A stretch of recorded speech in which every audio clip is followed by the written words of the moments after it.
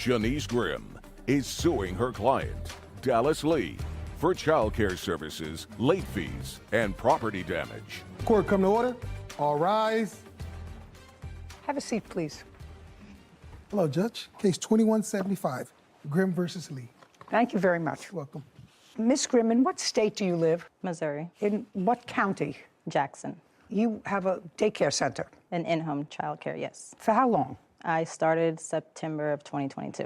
What is your house like? I have a single-family home with a finished basement and then like an attic type. It's 2 bedrooms. House has 2 bedrooms? No, up in the attic has 2 bedrooms. It's technically a 3-bedroom house, but it has made 6 rooms. And how many children do you have? I currently have 7.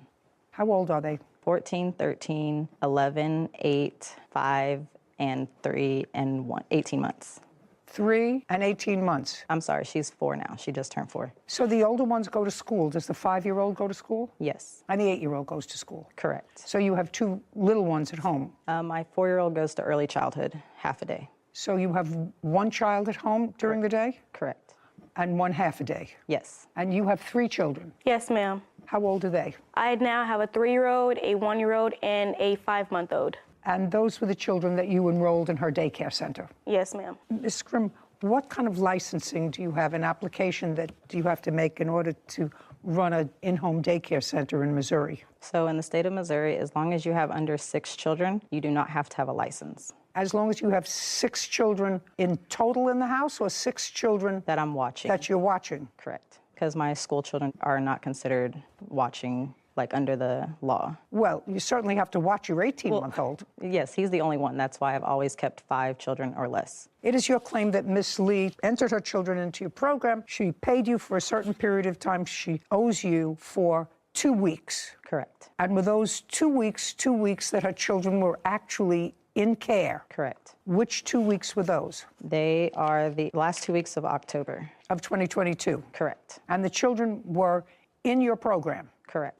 Miss Lee, were the children in Miss Grimm's program the last 2 weeks in October? Yes, ma'am, they were. Did you pay her for the last 2 weeks in October? No, ma'am, I did not. How much were you supposed to pay her? For the last 2 weeks was supposed to be $600 because our agreement was $600 every 2 weeks. Okay, so it was supposed to be $600. Yes, ma'am. So now the ball is in your court so far. Ms. Grimm, we're not talking about a late fee. We're just talking about these 2 weeks. Correct. First, tell me your reason for removing the children. I removed my children out of her care because my children, every time that I picked them up, it was either they were harmed or injured, or my son, my 3-year-old, would tell me something had happened while I was gone at work in her care. My son had told me on numerous accounts that she hit him herself, and then he also told me that her 15-year-old son, or 14, I'm sorry, had also spanked him. And when I did ask him, well, I asked her, actually, I said, who is Trey?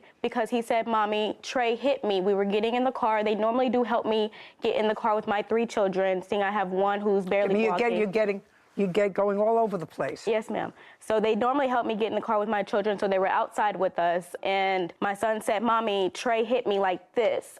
I didn't know any Trey, so I asked her, who is Trey? And she said, that's my son. And he said, that's me. He was standing right there next to her. He said, I'm Trey. And I said, Bryson said that you hit him. And he said, yes, I hit Bryson. He said, I popped him because Bryson wasn't doing right. Bryson didn't want to go to timeout. On what day was that? That was on October 25th.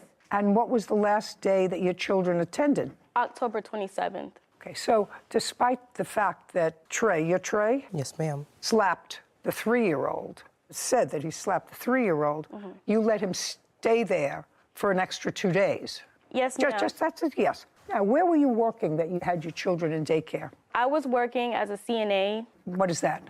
A certified nurse's assistant. Where? It's a Nursing home? rehab. Yes, ma'am. When did you start working there? I started working there in September. September of 2022? Yes, ma'am. Beginning of September? Yes, ma'am. And when did you stop working there? I stopped working there October 27th. That was my last day. If I were to call, would they tell me that they terminated you or you quit? I quit. Did you quit on the 27th? Yes, ma'am. And what about now? Are you working? I am. Who are you working for? I work through a temp agency, working per diem at different locations as a CNA. And who takes care of your children? My stepmom, My children, Just a second. And when did you start that job? I started that job about 4 weeks ago. So in December. Yes, ma'am. Late November or so. You left the children there until the end of October.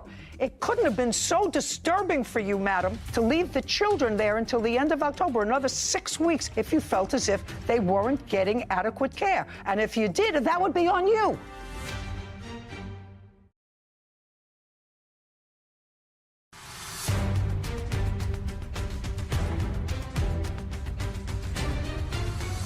Shanice Grimm claims her client, Dallas Lee, refused to pay for child care services.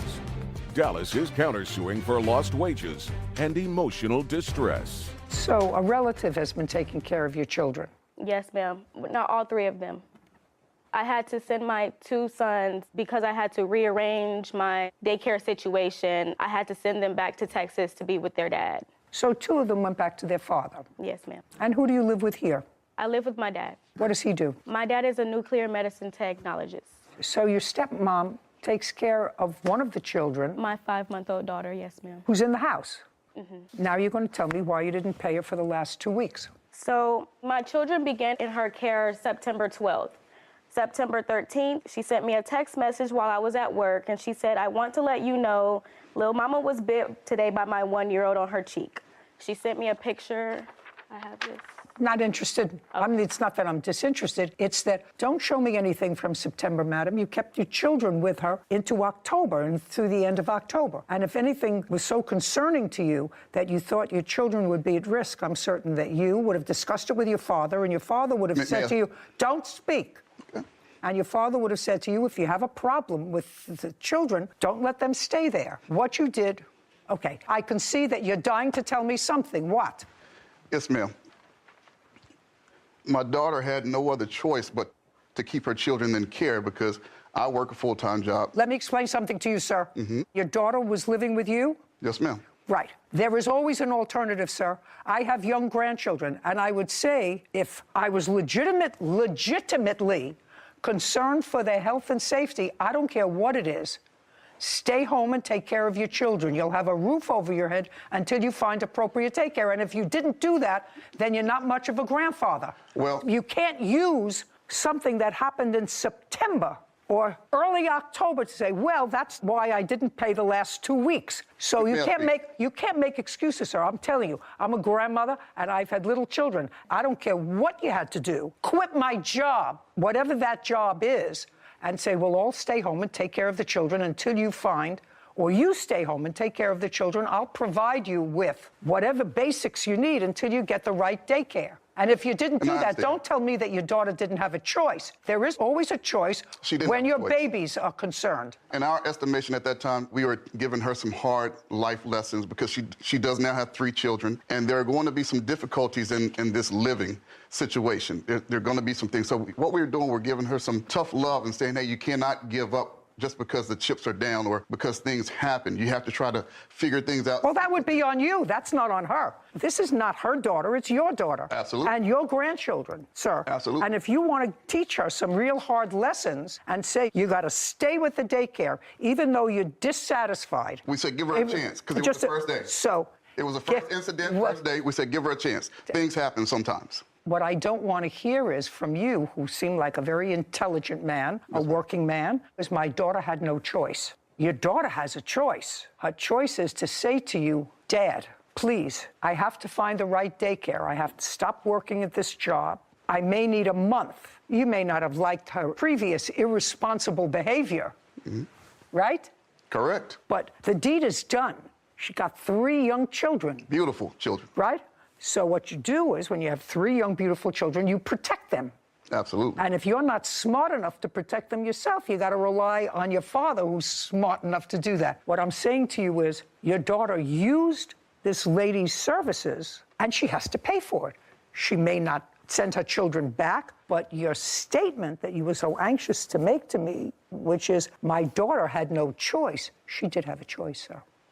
She did have a choice. Before I would let my children stay in a place where I actually believed that they were being abused, because that's what she's suggesting. I mean, she's not suggesting that this young man, who I'm not condoning hitting a 3-year-old, gave him a slap on the rear end. I'm not condoning that. But there were no injuries to him. I don't know whether you've done it. I don't know whether she's done it to her child. You certainly don't want a daycare provider's child to discipline a 3-year-old. Absolutely. That's not what it's about. But after the first incident, what we were trying to teach her is that you don't just throw in the towel, because Ms. Grimm was just starting her service up. And September 5th. So we understand that there are going to be some hiccups and some things that she has to fix as she comes across them. And so she's a young lady. My daughter's a young lady. So as an older man, I'm trying to support 2 individuals to build their lives up. And so I told my daughter, I don't like that she was bitten, but at least she came forward very quickly and told you. So leave them there for now. And if anything else transpires, then we can start to look at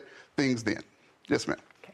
Who do you work for, sir? I work for the Veterans Administration. And how long have you worked for the Veterans Administration? 21 years. Do you get paid every 2 weeks? Yes, ma'am. Let's say your boss at the VA all of a sudden decided they didn't like the work you were doing, and you left and they owed you 2 weeks' pay because you had actually worked for the 2 weeks. Absolutely. And you sued them for those 2 weeks. You worked there.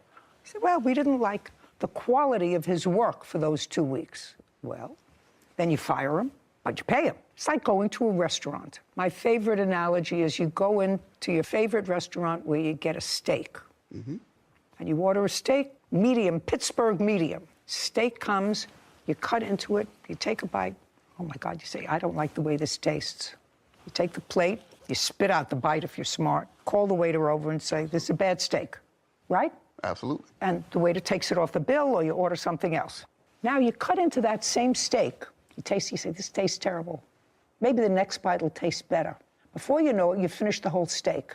Waiter comes over to take your clean plate. You say, the steak was awful. I didn't like it. It was bad. Well, what'd you eat it for? But if you ate the steak, you got to pay for it. If you take a bite and say it's no good, I'm in your corner. Send it back. But your daughter ate the steak. She used her services for 2 weeks and didn't pay her. Well, we can't say that she used her services because there are other pieces of evidence that we have. Well, you mean you're talking about that sometimes she left the children with her husband? Yes. Yeah. Baloney. Your daughter had the benefit of daycare so that she could work. If you're not satisfied with the service, you stop using the service. If you continue to use the service despite the fact that you're not satisfied with it, you gotta pay for it. That's America. You got paid, your father got paid, she gets paid.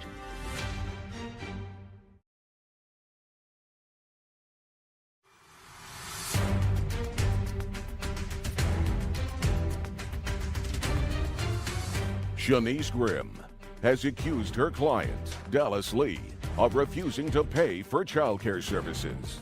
Dallas claims Shanice wrongfully disciplined and neglected her children. Your daughter had the benefit of daycare so that she could work. Absolutely. And she had the benefit of daycare from this lady that enabled your daughter to make money. But if we're talking breach of contract, the contract was breached when the husband watched the child. And Now you're not teaching your daughter responsibility. Now you're making excuses. Now you're not teaching your daughter responsibility. Your daughter worked to make money. You worked those last 2 weeks, didn't stay home with your grandchildren. You made money. Absolutely. The only one that didn't make money and had her 3 children for those 2 weeks was the plaintiff. She ate the steak. She used the service. She didn't have anybody else. It's not as if, well, I had to hire somebody else to take care of the kids the last 2 weeks, even though it was in my deal. So that's why I'm not paying them. She worked, you worked, she worked. And if her husband, if she ran out to the store and left her husband, unless you're telling me that that was such a breach of the agreement that your daughter took the children out of her program. Did she? No, she did not. She didn't say, I'm not allowing your husband to take care of my children, even if it's just for an hour. I'm taking my children out of the program. Dad, can you help me out for the next couple of weeks until I find something else? But you can't eat the steak, which she did. Now you can sit down. Can I say one more thing? Not if you want to continue to look foolish. Now you're not teaching her responsibility. Well, now you're not teaching her responsibility. I don't want to have to teach you responsibility. Well, you don't have to. I'm a veteran. I know what responsibility is. But when you are promoting your program as one thing but your service is another. I cannot say that if Bobby Flay is cooking the steak. It doesn't matter who was cooking the steak. It was whether you ate the steak. It's whether you ate the steak. I get what you're saying, Judge, but if it's promoted as Bobby Flay cooking it and Bob Burger cooked it, and I don't like the taste, then those are two different things. Oh, no, sir. If you're promoting Bobby Flay as cooking the steak and you find, or the hamburger, and you find out that Bobby Flay's younger brother was cooking the steak or was cooking the burger, and either way, if the burger is no good, you're not going to eat it. But you can't eat it and say, well, I really thought I was getting a Bobby Flay hamburger, and I didn't get a Bobby Flay hamburger, so I'm not going to pay for it, even though I ate it. Now you can sit down. How much is 2 weeks' worth of care? $600? Yes, ma'am. Judgment for the plaintiff, $600. You have a counterclaim. Counterclaim is ridiculous. Money owed for lost wages, emotional distress on behalf of the children. You shouldn't have emotional distress on behalf of the children, madam. You're their mother. The first time you had an inkling that you felt that your children, your young children, were being neglected in the plaintiff's care, what you should have done was remove them. Remove them. First time you felt as if 3-year-old shouldn't have been subject of a slap by this young man? Great. Remove them. You found that the baby, the little one, was bitten by her little one. You say, that's not watching them carefully enough, because they, I think, are supposed to be separated, correct? Yes. No, we were all in one room, so they weren't having to be separated, because with me only having less than 4 children, there was no way of separating because there was only one me. It's a big responsibility to take care of little children. Correct. My daughter shouldn't have been in his reach. She did tell me that she left out of the room. I agree with you. She left out of the room is what she told me, Judge. So that's actually not true. She told me that she left out of the room and went to the kitchen. What day? Give me the date that happened. September 13th. You left the children there until the end of October. It couldn't have been so disturbing for you, madam, to leave the children there until the end of October, another 6 weeks, if you felt as if they weren't getting adequate care. And if you did, that would be on you.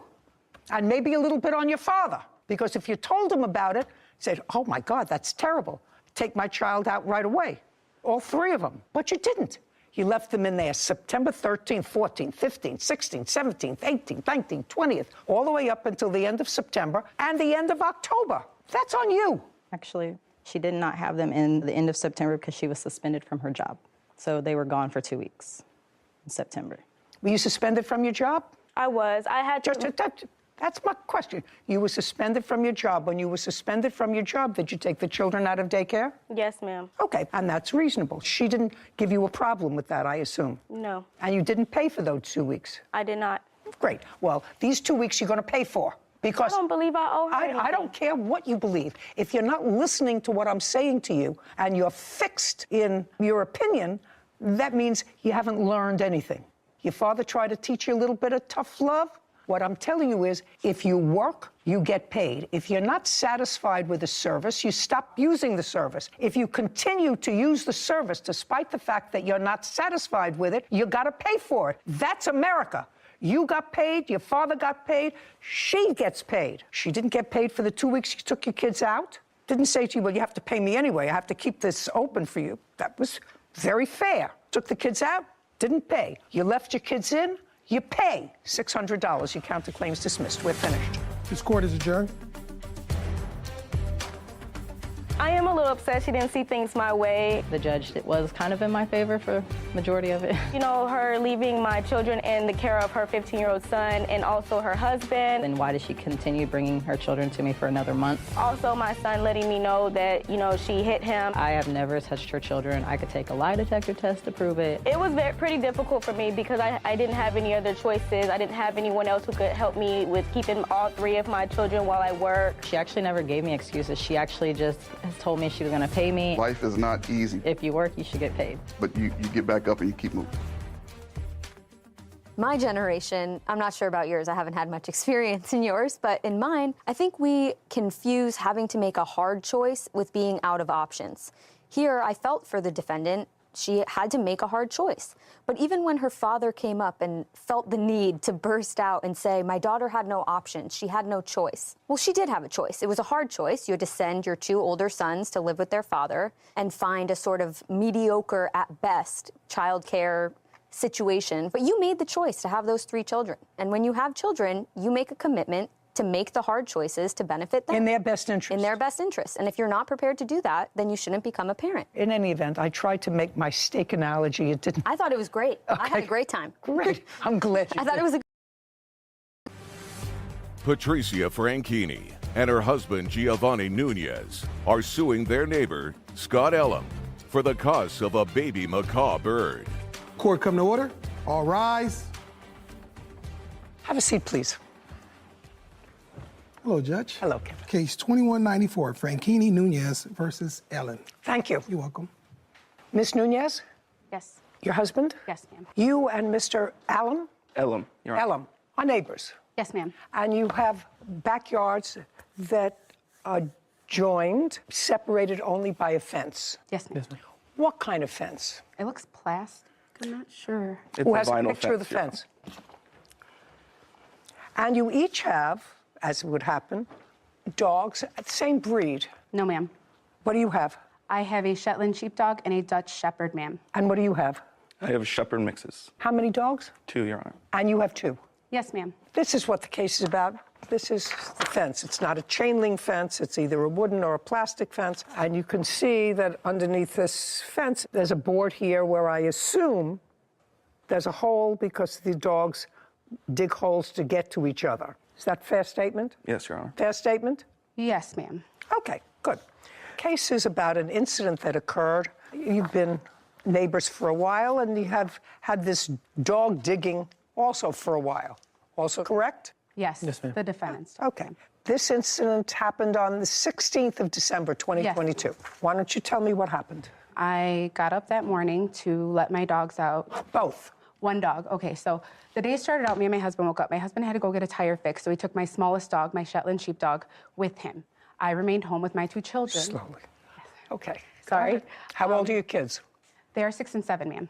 Okay. I remained home with my children because they were ill, and I had an appointment with them later on that day. My husband went to go fix the tire at 8 a.m. I got up in the morning to let my dog out. Got up in the morning to let your dog out. Yes. The shepherd mix? Yes, ma'am. Okay. I let her out, and then she came back in, and I was cleaning, and my 2 children were in my master suite with my macaw, Penelope. Okay. That's what the case about. This case is about a macaw. Yes, The ma'am. cost of a macaw. Yes, Which is a bird. Yes, ma'am. Go ahead. My kids were in the master suite. I opened the door. I'm out there cleaning. I let my dog out of my And the dog came back. sliding door. She came back. Well, then she stayed by the door. Now, none of my windows have curtains, so I can... Just a second. So that, but she stayed by the door, but she was inside? She came back inside. I shut the door. This was 20 minutes went by. She's by the door. She's crying. I told her we would play later. I assumed she had to go to the restroom again, and I let her out again. She stood on the step, but she didn't go further than that, and she was just kind of staring out. From the left side of the house is where the defendant's dog, Bella, charged in my home. And then when I tried to grab her... When you say his dog, Bella, Yes. came into the side and ran into the house, that doesn't... Somehow, if the dog, Bella, came out and your dog was on the step, it would seem to me would stop on the step at first to sniff, play with your dog if your dog is sitting outside. I mean, I have dogs. Would go over to that dog first, not run into your house. You would think that, ma'am, but she's been in our house 3 times before this because I had to return her to the defendant on 3 separate occasions. And she didn't do that day. When she came in the backyard on the 3 other instances, I remember the very first time someone from that household came to my door, and I knew the dog was in my backyard, but I didn't open my door. I left her back there. I figured they'd come. They did. And I said, hold on a second. I put my kids, I put my Sheltie in the room with my bird, and I shut the door. Are we talking about the same No, date, ma'am. December? We're talking about other days that I No, brought. okay. Let's not go on tributaries. Yes, ma'am. What's your dog's name? Lucy. Lucy. So the dog just went straight into your house. And what did Lucy do? Lucy charged after her and tried to attack her. Okay. So the dog has been in your house before. Have there been incidents with the 2 dogs? No, ma'am. The defendant's dog is submissive to my dog. So the only time I brought the dog in my home was when I shut all the doors to all my bedrooms.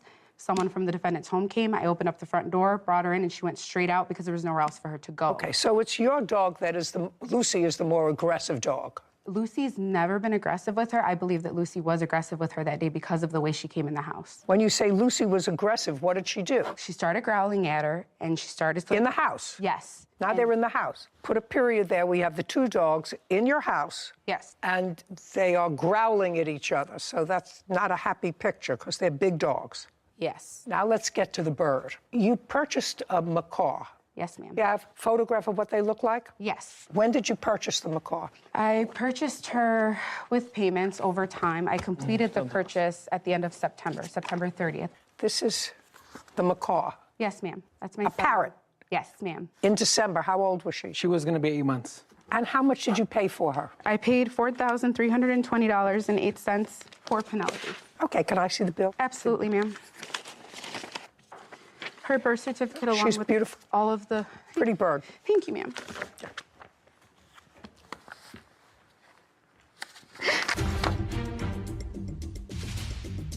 She bolted in my master suite where my kids were. Lucy?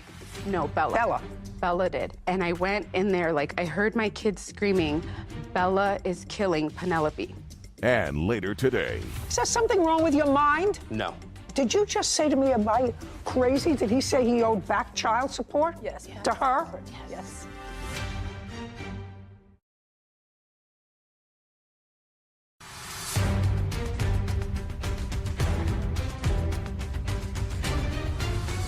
Patricia Franchini claims her neighbor, Scott Ellum, owes for the cost of a baby macaw bird killed by Scott's dog. Tell me what got you interested in the macaw. Earlier this year, full disclosure, ma'am, ended up in the hospital very sick for 2 weeks, and I was going through a lot, and I started volunteering at the bird store down by my home, and I really liked the Hans macaw because my grandma had one when she was younger. Slowly. Yes, ma'am. And so I spent a lot of time bonding with the birds there, and my husband and I thought it would be good and therapeutic for me, given what I had been going through. Okay, now the two dogs are in your house, sort of fighting with each other. They did not fight, ma'am. I did not allow Well, them to. growling. Yes, ma'am. Growling at each other. And tell me what happened with Bella and the macaw.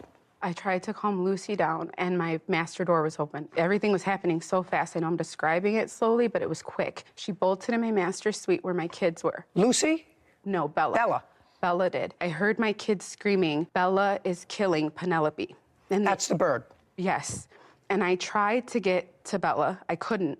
My dog was standing in between us. And while I was with the two dogs, then my son thought, oh, I'm going to go get her. And that's when Bella kind of snapped at him and she scratched him. And so then I couldn't get her. I couldn't. She literally was like chewing her up and like dropping her and like biting her again, you know? And it wasn't until my Dutch Shepherd bit her on the nose that she finally let her go. And I swooped and I grabbed her. I booked it to my pantry in my kitchen with my kids. And Lucy stayed in front of the door. And I have a door on it, and I just stayed in there. And I called my husband, and I was screaming on the phone. He got home maybe, I don't know how long. It probably really only was like 5 or 10 minutes, but it felt like forever. She was like And where dying was in my Bella arms. during this time? Bella was around the pantry with the bird in her mouth. And then I took the bird from Bella, and then I put her to the cage. And then Lucy just stayed by the parrot. And then I opened the door and talked to the kids. They were all hysterical, and I was trying to understand what she was saying. Where was Bella? Bella was in the kitchen with a parrot. And how did Bella get back to the defendant? I walked her over. How did you do that? Kind of like how a mother pup grabs her by the neck. I grabbed her by the neck, and I walked her over. Okay, your dog killed their bird in their house. And? Your Honor, the hole that allowed Bella to get into their backyard is primarily dug by their dog over the course of many, many months. And? I continued to repair my side of the fence. Their dog continued to dig the hole, destroyed wood that I had put there. The dog got through. In that story, it's sad, but that's not the story that he gave to my wife when he came pounding on my door. Well, you can't tell me what he said to your wife, sir. Okay, that's fair, Your Honor. I can tell you what he said to me. I called him. You can tell me what he said to you. Instantly? Just you have to understand, he wasn't home when your dog got into the house. He came home at the end of the episode. Do you understand that? I understand that. Okay. Understanding that, you can tell me your version of what he said to you. What they both said to me. I've had conversations with the both of them since this has happened. Okay. The story has changed 2 or 3 times. First, it was she was doing something in the backyard and Bella just came charging in and basically knocked her out of the way, got inside. The first story was, I assumed the entire time that he was home because when he was talking to me over the phone. I don't care what you assumed. He wasn't home when it started. Your problem, sir, is, first of all, you were aware of the hole. I don't care who dug it. You were aware of it. And it's not the first time that the dog has gone onto their property. Has their dog got onto your property? No, because I fixed my side of it. I take care so of the my answer house. is the answer is no. Correct. Who do you live in your house with? My wife and my children. How old are your children? I have a 1-year-old. I have a 7-year-old. Let us say it's their fault that the hole existed that allowed your dog to get out. But you were aware of it because it had happened before that they had to bring your dog back. That a fair statement? That's fair, yes. Okay. Let us assume that it was your dog that was responsible for the hole. And their dog, despite the fact that yours was a better digger, you know, having dogs and having a fence, they both dig at the same place. They may not have fixed their side, but they both dig at the same place, trying to get to each other. Whose fault do you think it would be if their dog created the major part of the hole, got into your yard, and bit your 1-year-old?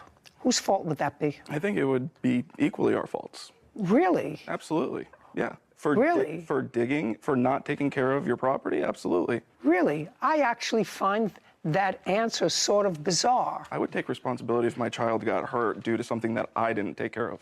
Absolutely, I would. Well, you may feel guilty about it, but you would certainly want them to pay all of your child's medical bills. No, I would not. Well, then you're a better person than the law is, sir, because your dog was outside of your control, clearly, because it got into their house. It was something that you were aware was a possibility, no matter who dug the hole, so you were aware because it had happened before, and your dog caused damage, and the damage your dog caused, and I'm putting the emotional distress, these 2 young children, and the plaintiff seeing your dog kill this bird that they had been paying off so much per month for a very long time. Putting aside that, they paid $4,300 for this property that your dog destroyed. And that's your fault. You're responsible for that. So if, because of this problem, and your dog has a problem, and their dog has not come onto your property, but your dog comes onto their property, then you have to say, you know what? I'm not letting my dog go out unsupervised because it has created trouble in the past. May have been their fault because they didn't fill in the hole as quickly or as carefully as you did. But you knew that that happened, and you're responsible for the damage. It would be no different than if the dog ran inside, and as she was trying to get the dog bit her, and she had to have surgery, and she had to have a plastic surgeon deal with reconstruction. Who do you think would be responsible for that? That would be you. And just because it's a poor little bird that happened to be the victim of this doesn't make you any less responsible. Judgment for the plaintiff in the amount of $4,300. We're finished. Court is adjourned.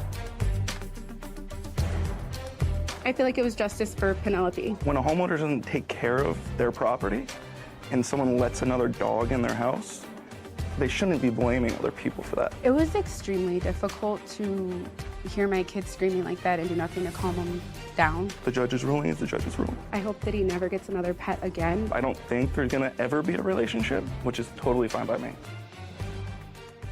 One of the most interesting things about that case is I don't think that the defendant's dog, Bella, was a quote-unquote aggressive dog. But I didn't get a hint that the other dog was even aggressive. Even by the fact that the husband was able to walk her back by the scruff of the neck. If that was an aggressive dog, they would just turn right around and give you a nice little snap. So that says to me that although the dog didn't obviously do it on purpose, what are you going to do? But you're responsible as a defendant. You let your dog out. It's a act that's happened more than once. You were on notice. Dog is out of your control. You're responsible. That's the bottom line. Case 2202, Young versus Buchanan. All parties, please come forward. Essie Young is suing her granddaughter's father, Keith Buchanan, for an unpaid loan she gave him for a car. Miss Young, the defendant is married to your daughter? No. He is the father of your grandchild?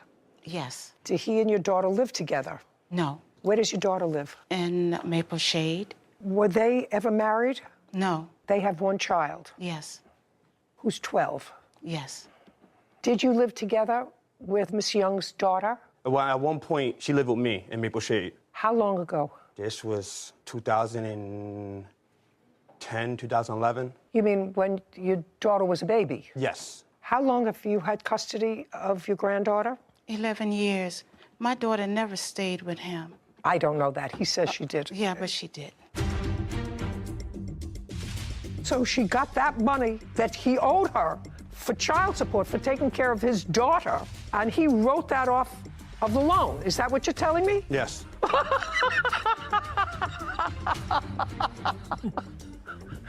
Oh, my God.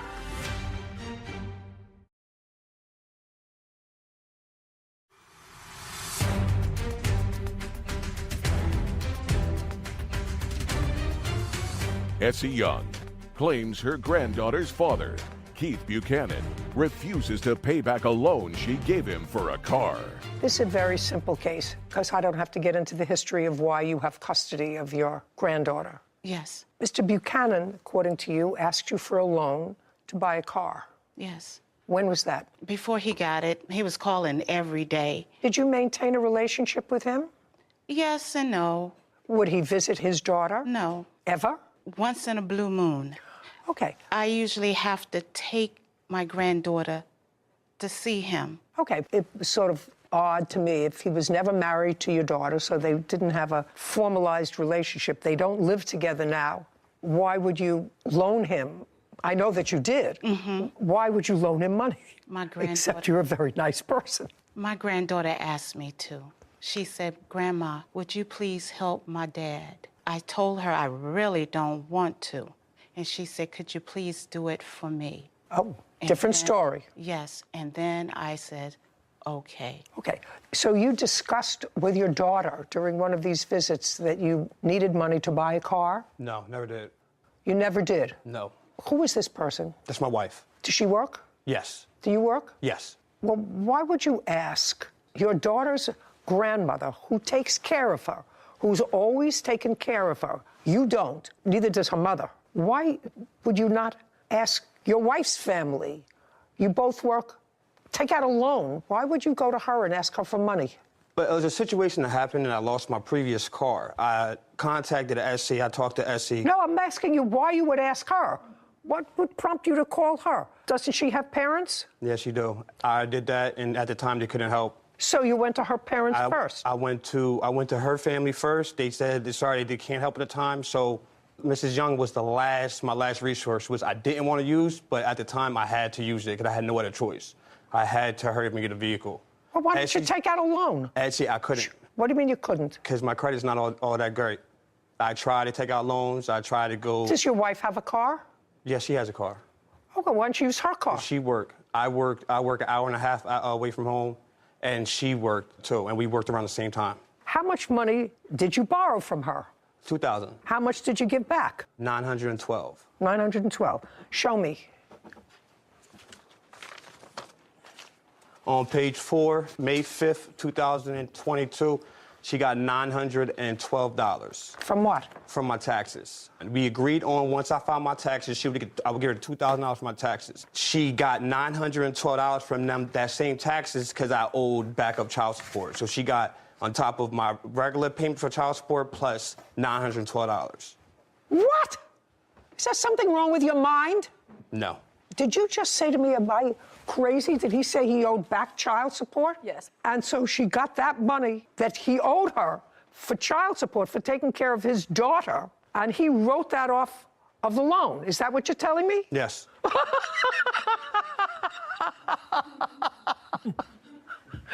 Oh, my God. That's the dumbest thing I ever heard. Well, not ever. I should take that back. It's the dumbest thing I've heard today.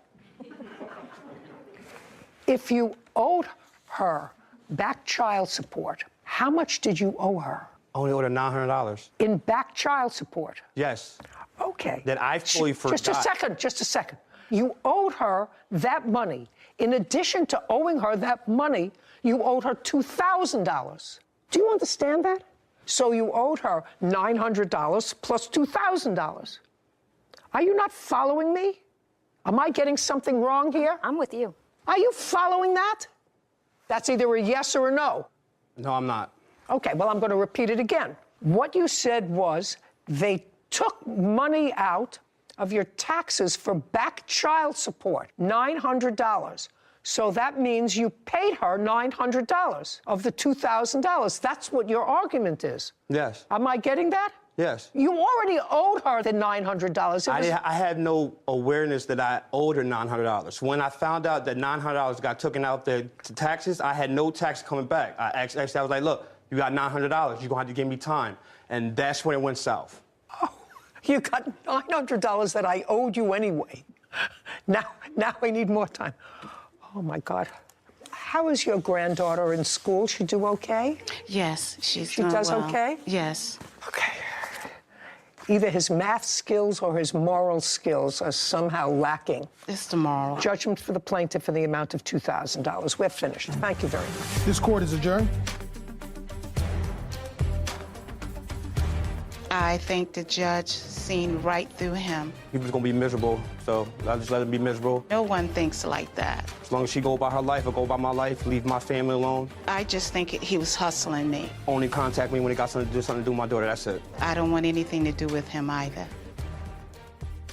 So initially, I may have been a little lost. It took me some time to get there. But I thought that what the defendant was saying was that he was expecting $2,000 on his tax returns. So he told plaintiff, when I get it, I'll repay you the $2,000. And then in his mind, when the $900 left the account, he didn't know that that was not going to be there for the back child support. So he only had, the $900 and change left to give her. I was like, okay, that makes sense. He thought that it would be the full $2,000. Come to find out, he thinks that the back child support is what fulfills his loan obligation, which wasn't even the full amount, not even half. And all to someone that has been raising your child for 12 years. He's probably worse at math. Katie Calderon and Amante Nepomuceno for rent and the cost of 2 cats. Court come to order. All rise. Have a seat, everyone. Case 2170, Judy versus Calderon Nepomuceno. Thank you. You're welcome. Oh, my goodness. Calderon. Hello. What's your first name? Amante. Amante. Yeah. Good. It's much easier than your last name for me to pronounce. Mr. Giglio, this roughly is what the case is about. You and Miss Calderon were in a relationship for a period of time. You decided to take an apartment. You were both on the lease. So far, correct? Correct. Your arrangement with Miss Calderon, which seems to be consistent in both your complaint and your answer, is that you had a much better paying job. She was going to provide the food and some other stuff for the house, and you were going to be covering the rent when you lived together, which you did. Correct. There came a time when Amante, who was a friend of yours, came to live with you. According to you, he was going to help out with the rent. Correct. He came, he lived with you, he helped out with the rent for maybe a period of time, and then he helped himself to your girlfriend. Correct. Now they're a couple. When you were no longer a couple with Miss Calderon, she stayed in the apartment for a period of time, but then they both left. Correct. And you're suing both of them for rent and for the return of 2 cats that they took when they left. You claim the cats are yours. That's correct. That's what the case is about. And some cat expenses in the event that I let them keep the cat. Cats, 2 cats. So when did you and Miss Calderon sign a lease together? We signed the lease together at the end of July with the landlord present. July of 2022? July of 2021. Correct. And it was for a year? Correct. And you had a job working for whom, sir? I worked for a company called Steris. What do they do? They provide medical equipment to hospitals all over the world. How long have you been working for them? I'm going to have 8 years under my belt this year. And when you moved into the apartment in July of 2021, what kind of work was Miss Calderon doing? At the time, she was working at an animal hotel. It was a pet daycare boarding facility. Okay. Were you an hourly employee? I was an hourly employee. And I am correct that when you moved in July, your arrangement was that you were going to pay the rent. That was the arrangement. Correct. When did Armante come to live with you? About August to... That's right. correct. Shh. Amante was going to be our third roommate. You mean 1, 2, 3? Correct. Well, you're not roommates, really. You and the defendant, Miss Calderon, were not roommates. You shared a room. We shared a room and Amante was going to live where? in another room. And what was your arrangement with Amante with regard to paying rent? We would split the rent 3 ways. Is that correct? Yes. And how much was your share of the rent? I would say approximately $927. How long did you live there? I was there when they signed the lease. I watched it all happen when they signed the lease. I came in, they signed everything. Well, you didn't sign the lease. I did not. But you were there from the beginning? Yes. And it was your agreement with the plaintiff that you would pay 1/3 of the rent? Yes. Great. We asked the landlord Okay, to. so, hey, try not to hold each other's hands. Let's do the coochie someplace else. So you agreed with the plaintiff that despite the fact that you were not on the lease, you were going to assume the responsibility of 1/3 of the rent, $927. Yes. So you moved in July, August, September, October, November, December, January, February, March. You left in April? Yeah. So you were there for 9 months? Yes. Did you pay rent for the 9 months? Yes, ma'am. Is that correct? He paid rent for about the 7.5 months. Okay. And then you left? Yes. Why did you leave? I decided to leave because he decided to go to another place he was offered. So What do you mean he decided to go to another place? He that was... got a place from his grandparents in another city. So I couldn't hold down the rent with her. So I decided to leave to save money and go back to my parents' house. Now, Mr. Jalil, you see, you don't make up a story like that, like he just told me. A lot of that has the ring of truth to it. Where are you living now? My grandparents' house in an in-law unit. So when did you tell them that you were going to a different place? In March. When did you leave? I left in July. Did you let him know that you were staying until the end of the lease? I what? What? I discussed with them that I would be leaving, but I would stick around to help them find either a different location or even suggesting that we all went back to our respected families just to, call it. Mr. Jalil, this isn't working for you. I have to tell you something, sir. This case is not working for you at all. And it's only because Mr. Ramonte is very direct with me that you're suing them for $10,000. Where does that come from in your mind? Your agreement with her was you were going to pay the rent. You were never out of pocket. Your agreement was you were going to pay the rent. He paid his rent when he was there. He paid his 1/3. You then told them you were leaving. That's a whole different story than what you wrote in your complaint, Mr. Giulio. Do you understand? Correct. It's a whole different story. So, at best, Armante would owe you for 3 months' rent if they just left. But you told them that you were leaving. Now, when did you find out that they were a couple? I found out at the end of April. Were you all living together? Yes. So you just had 2 months left to the lease. So he was paying you. He paid you in March. You had May, June. You signed the lease in July. So it was over at the end of June, June 30th. It would have been over at the end of July, Your Honor. Well, she doesn't owe you any money for rent. At most, he owes you 2 months' rent. Tell me why you left. My job doesn't pay that well, so I decided to go back to my parents' house. When you took this apartment, this expensive apartment that was almost $3,000 a month rent, had you had a discussion with Armante about moving in with you before? Yes. Okay. Mr. Jalil, I'm reading your complaint because something wasn't registering right with me. You say you moved into the apartment together in August of 2021.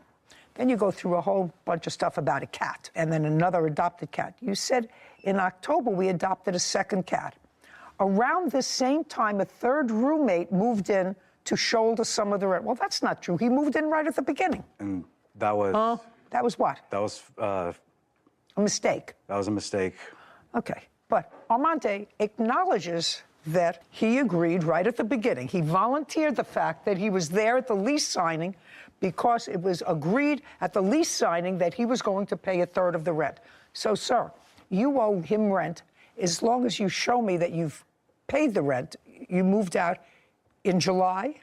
Yes. And you paid your rent through July, or were you evicted? No, I paid my rent in July. Through July? Yes. Okay. 1854. Amante, you owe him $1,854. That's for 2 months' rent.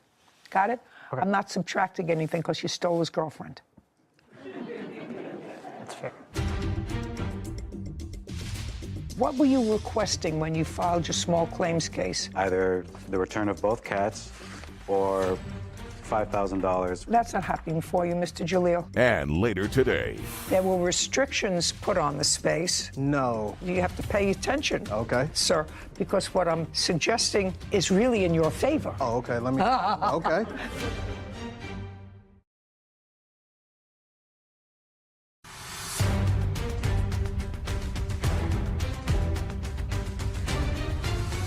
Kamar Jalil claims his former roommates, Katie Calderon and Amante Nepomuceno, are wrongfully keeping his cats and owe him rent money. Now let's deal with the issue with the cats. She doesn't owe you any rent. That was not your agreement with her. You moved out in July. August, September, October, November, December. 5 months ago, she's had both cats, right? Correct. She says they're her cats. When did you first file a small claims case? September of 2022. What were you requesting when you filed your small claims case? Be careful. I was requesting either the return of both cats or $5,000, which was the accumulated expense of not just the cats, but also the expenses of her dogs as well. So any animal expenses for the time. That's not happening for you, Mr. Jalil. When the cats were either registered or went to the vet, whose name is on the sheet as owner? I believe it was Miss Calderon. Is that correct? That's correct. And she owns the cats, and she's had them for the last 5 months. I suggest that you go and adopt 2 more if you want some more cats. Do you understand? Yes. You were living together as a couple. However, your friend Amante has to pay you for the couple of months' rent that he didn't, because he says, not you, he volunteered that was your agreement from the very beginning. So he owes you $1,854. We're finished. Thank you very much. This court is adjourned. I think he's just kind of butthurt that I moved on. At least now I can put everything behind me and say that I did try. I didn't think it would escalate this far. All you can do in a situation like this is just you learn from it and you move on. The heart wants what the heart wants. This is what it is. It's life. I find fascinating, Sarah, that people will write and or be assisted in writing a complaint and an answer, but they read it over. This man is an intelligent man. He has a serious job for 8 years. First of all, he was suing for $10,000. Come up with that money. $5,000 for the cat's expenses, ridiculous. But his complaint had really nothing to, even the timeline. As your clerk, I know that is a pet peeve of yours when I don't understand they it. don't You know, match up. if you're going to tell a lie, at least tell a consistent lie. right. I think the right thing happened. I think the defendant friend admitted himself that he owed the rent, and that was great, even though he probably should have just kept his mouth shut. And not said, I was there when the lease was signed. This was always our agreement. Yeah. I was going to be the But third he was roommate. honest, which we always appreciate, and so I think the right thing. So I think he needs to, like you say, put a period, move on. Move on. Anyway, all happy, and they look happy. They couldn't keep their hands off each other. Case number 2172, Foster Gardner versus Menzel. All parties, please come forward. Jamar Foster and Sean Garner are suing record producer Livin Manziel for event costs after Livin canceled their Halloween party. Who's Mr. Garner? Mr. Foster. Right here. Are you going to be speaking? You're standing in the speaking spot. Yes, ma'am. Okay, great. According to what I read, the defendant rents a music studio. Is that correct? I rent a facility in which I own a music studio. You rent in someone else's building. Yes. And you're recording people. During the course of your business, you decided to enter into an agreement with the defendant to use that recording studio, which she rents from that space, which she rents from a landlord. May I correct you, please, Your Honor? Yes. She actually is a facility that has multiple units in it. She runs a studio, and then there's other event space inside of that same facility. Okay, Give me an idea of how large the space is. I believe we were quoted something like 5,800 square feet. And so you have a music studio, and around it is other open space. Yes. You decided to go into some sort of a business with her. You wanted to run events. Yes, ma'am. Social events, nothing to do with the music studio. Absolutely not. Is that correct? Yes. And according to you, you gave her $6,000. Yes, ma'am. Sort of front money to start using that space. Yes, ma'am. Subsequent to giving her the money, according to you, there were restrictions put on the space, on the number of people you could have, the kind of parties you could have, etc. No, absolutely. I apologize. Well, you have to pay attention, okay, sir, because what I'm suggesting is really in your favor. Oh, okay. Let me. Okay. So, is really in your favor, so you have to think. Okay. Subsequent to giving her, that means after giving her the money, restrictions were put on the kinds of events and the number of people you could have in the space. Is that true or not true? That is absolutely true. No, that's not. I'll get to you in a second. Okay. And you want your $6,000 back. Yes, ma'am. And that's what it's about. The defendant does not deny that you gave her $6,000. And then I'm going to hear what her defense is. So I want you to tell me when, for the first time, did you have a discussion with the defendant about going into this business venture where you would front the money and whatever events you would have there, you would reap the benefit, the financial benefit from that. When did you have that discussion with her? Okay, so we met living at the end of August of 2022. We actually signed the agreement pretty fast. We signed the contract agreement on September 1st. May I see the agreement? Yes, ma'am. There was no agreement signed, so I don't know how it could be signed. She keeps arguing that. Just a second. Could you be quiet? Yes, ma'am.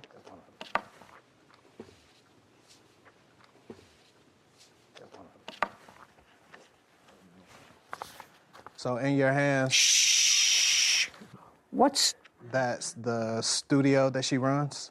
Sarah, you have to sort of explain it because I don't see signatures. You know, I'm used to looking at contracts where people sign things, but I know you can sign things by DocuSign now. Your signature isn't on here. Yes, ma'am. And that looks like a signature from a DocuSign or some sort of online. Okay. Is that you? This was a proposal that I did. I do not even own it yet as a DBA. Just a second. It's getting better. Don't say anything. This is your proposal. Now I'm going to read it. Okay. And your masterpiece management. Yes, ma'am. Okay. Well, so this is sort of easy. You prepared this proposal. Speak. Yes, after. Just a second. You prepared this proposal. Yes, ma'am. And as a result of this proposal, you received and deposited $6,000. Yes. Yes. Well, then you have a binding contract. Okay? So that's what I'm telling you. You have a binding contract. And there is nothing in this contract that limits the kinds of events or the number of people or anything else with regard to this space. All it says is business activities, event planning, and event rentals. Nothing else.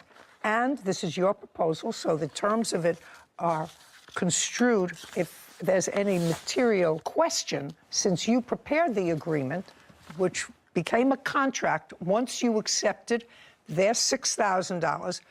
I view the terms of the agreement most harshly against you because you prepared the document. And it says this agreement cannot be amended without the written consent of all parties. Yes. Yes. So signed the agreement, you got the money, and then at some point, according to them and according to you, you made certain limitations on the kinds of events, the numbers of people, et cetera. That is.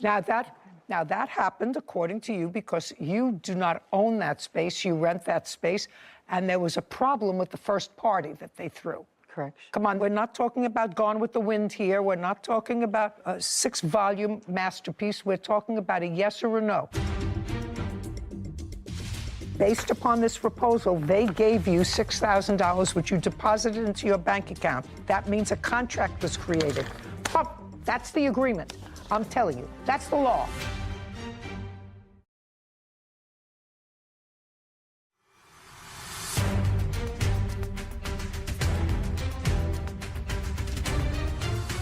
Jamar Foster, and Sean Garner claim record producer Livin Manziel broke their agreement by canceling their event.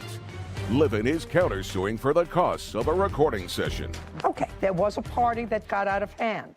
Yes, ma'am. Okay, and after that party that got out of hand, too many people or whatever it was, your landlord complained. Yes.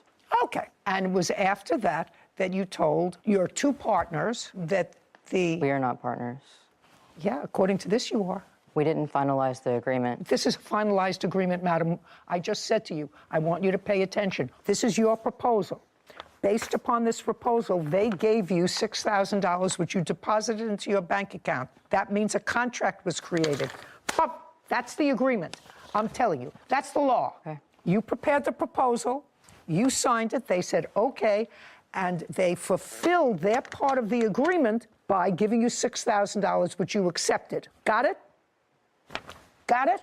And you can't, according to the agreement that you prepared, modify this agreement any other way than a written contract signed by both parties. You can't change the rules. Did you know that this was rented space? We didn't have all of the details about the place. Well, see, next time you should know what you're dealing with, whether she's the owner or whether she's not the owner, whether she's a renter, whether she has the ability to rent out to sublease for events. I mean, all these things. Before you give somebody $6,000, you should know that. Okay. And you had one event at the space? No, we actually didn't get an opportunity to throw any events at the space at all. The event that you were speaking of, she had partnered with another group of promoters and individuals to throw that party. So you didn't have anything to do with that? What was it, a Halloween party or something? It was a Halloween party, but that wasn't with you? No, that wasn't. Is that correct? He was a part of the event. Is that correct, that it was with other people? Yes, it was correct. It was with other people. They were just associated with the event. They worked at the event. And I don't care whether they worked at the event. You received money from other people for an event. Yes, ma'am. Well, let's be clear. And after that event, you imposed additional restrictions on the use of the space. No, hold on a second. They knew about the event. Hold on. They can't tell me what they knew. This is your contract. They called a fire marshal. My landlord contacted me that the neighbors were complaining. People were parking on their lawns 90 minutes into the party, but it was not their party. Somebody else paid you for it. The next party they wanted to throw involved minors, and I told them absolutely not. Yes, ma'am. I just made it clear what types of events would be approved. Well, you can't do that. I'm just telling you, you can't do that. Ma'am, I'm not allowed to throw events that have out drugs for children. You have to understand something. You can do whatever you want as long as you put it in a contract. You prepared the contract. This contract is silent as to any restrictions on the space for events. So you have to give them their $6,000 back because they didn't have an event. They got nothing of value for their $6,000. Correction. They were managing an artist whenever I met them that they were responsible for paying. So I'm countersuing them for $1,050. Just a second. Okay. $6,000 they get back. Okay. Easy? That's a contract case. Now, you have a counterclaim, and your counterclaim is for $1,000 because you say they owe you that for a rental that they did for an artist that they manage. I provided my services as a recording artist and a music producer for their artists. I provided them with 2 exclusive beats. Well, show me the contract with them. I have. Just show me the contract with them. There was no contract. Judgment for the plaintiff in the amount of $6,000. Counterclaim dismissed. We're done. Thank you very Court much. is adjourned. I was just trying to have a proposal, not a finalized agreement. Well, I appreciate us getting some type of justice out of the situation. They came in wanting to do multiple things, and I was excited for my small business. We tried as much as we could to help out and make sure that we increase the revenue streams inside of that business. They're actually going to be hosting hookahs with children at your event in your space. I'm not comfortable with that. To ever associate us with any type of drug use or abuse, especially involving children, that was just an inaccurate claim. I think it's better just to part ways. Move over to bigger and better things. I was going to tell you I had the invitation, per se, for the event for Halloween that they had put together. So they put a lot of time and effort into planning the party. It seemed very legitimate. There was notes about security. There was notes about no alcohol, food and drink will be provided. So I could tell that they had put in a lot of effort to hosting this event. And although it wasn't a malicious breach on the defendant's part, I understand she hosted a party that had nothing to do with the plaintiffs, that she got into a little bit of hot water. So to be cautious, she was letting them know, hey, I can't host these types of events with a lot of people. It makes the street too crowded, whatever the reason. However, I disagree with you because I would have given them the full $10,000 that they were asking, because although not a malicious breach, and I understand her concern after having the incident with the previous party, but that's not their fault. You believe that the difference between the cost of one venue to another should be ascribed to them. It's interesting, but the $6,000 was to cover a lot of events. This is one event. So I see your point now that you put it that way. I maybe, just think if you were going to make them whole, they should receive their expectant damages as well, or whatever they relied on based on the contract. I accept your opinion. His brother, Randall Rubin, for unpaid expenses from their mother's funeral. Court come to order. All rise. Have a seat, everyone. Good morning, Judge. Case number 2011, Rubin versus Rubin. Thank you. Welcome. Mr. Rubin, this is your brother.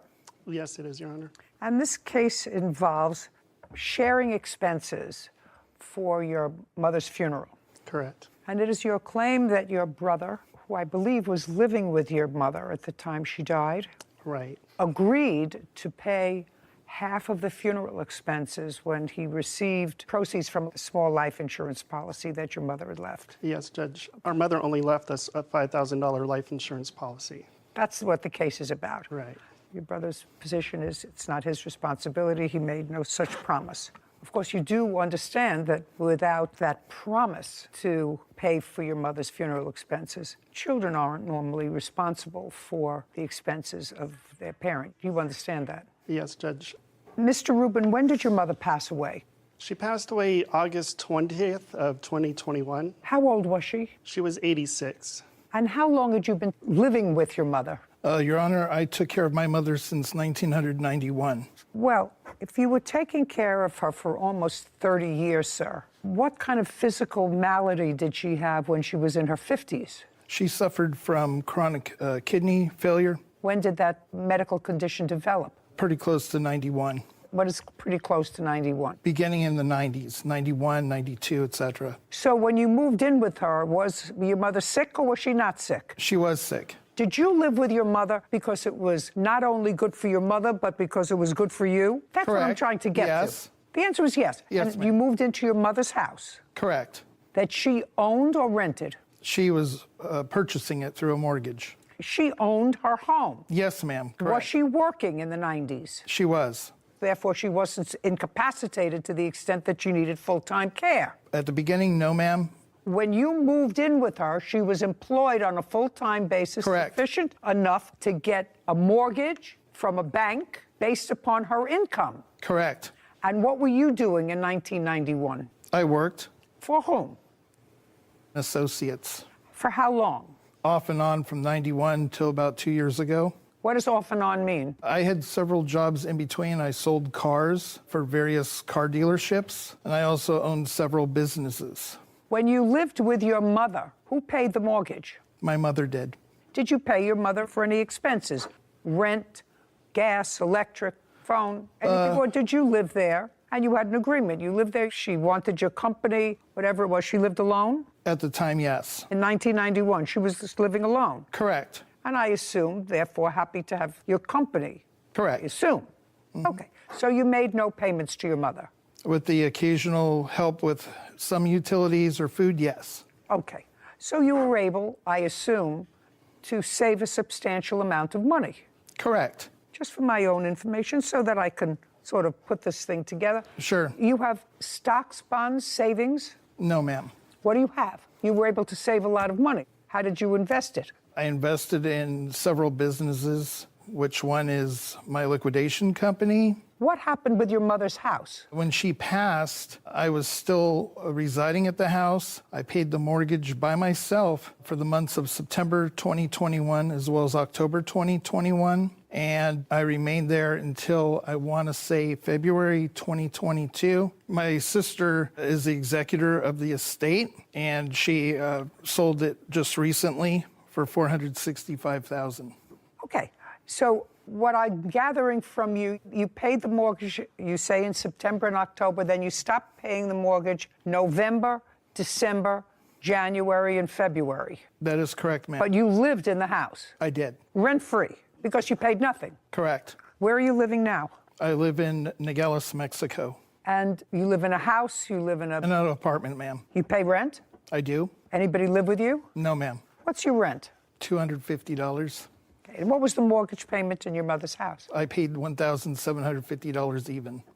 Are you the sister? Yes, Your Honor. Could you stand up for a second? I'm just getting some information. Tell me your name. Shannon Hayes. Miss Hayes, house was sold recently for $465,000. And what was left on the mortgage? $258,000 plus a $35,000 third mortgage. Your Honor, since her brother was not paying, since he wasn't paying, the house actually went into foreclosure, and so we had to get... Just to say, I didn't ask you anything. Okay, I'm just... Sarah Rose, $465,000 less $258,000. $207,000, Your Honor. Less $35,000. $172,000. Okay, and there are 3 siblings? And also, Your Honor, there was a $10,000 lien on the property that had to be paid. So we're down to $162,000. Correct. So it's $162,000 clear, so a little over $50,000 a person. She owed the IRS, Your Honor, for back payments in excess of $54,000. She hadn't paid taxes in years. Did you pay the IRS? I just did. And how much did you pay the IRS? $54,188. Sarah, from $162,000, take out $54,000. $108,000. Anything else? Yes, Your Honor. She had Arizona state taxes, $3,000 I paid as well. 105. Is that 105 net? So we also have the medical bills that I had to take care of. She had no insurance, and she had to have Medicare. She did, Your Honor. That's her copayment. Okay, and what was her copayment? $3,000 in medical.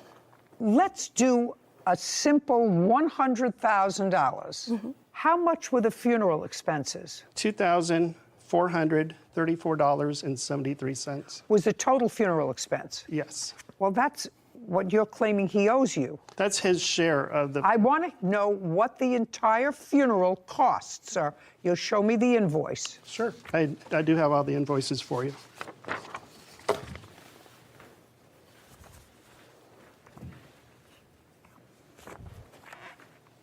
The first one, Your Honor, is just for the cremation services. 1058. Correct. Okay. 1058. The next one should be from the cemetery. This is the total funeral home charges, and this is cremated remains internment of $2,200. Correct. The next invoice you should have, Your Honor, is from services provided by a rabbi. Okay, that was $600. Your Honor, it was actually $700. I paid the rabbi $100 as an honorarium. No, that's $600. Whatever you want to pay him as an honorarium, that's fine. So the total expenses are $3,858. You should have another invoice for a proposal for a headstone as well. 1717. Yes, Your Honor. 3858 plus $1,717. $5,575. That's it. Okay. I assume your mother died without a will. Correct, Your Honor. Okay. And you are the only surviving siblings? Yes, Your Honor. The estate will be divided into 3 parts. Correct. So each one of you will get about $33,000 from the estate after all of the expenses have been paid. There's also the real estate commission fees that we didn't mention to subtract from the net income. And what were the real estate commission fees? $30,000. Oh, yeah, that's a substantial amount. Yes, Your Honor. So 108 less 30, $78,000. So now you're down to $25,000 each. That's correct, Your Honor. What I'm trying to figure out is, even giving you all those expenses that you paid, your mother's estate, absent this $5,000 life insurance policy that there was, correct? And you got a share of that life insurance policy. How much? Yes, the answer is yes. How much did you receive? $2,500 even. Okay, $2,500.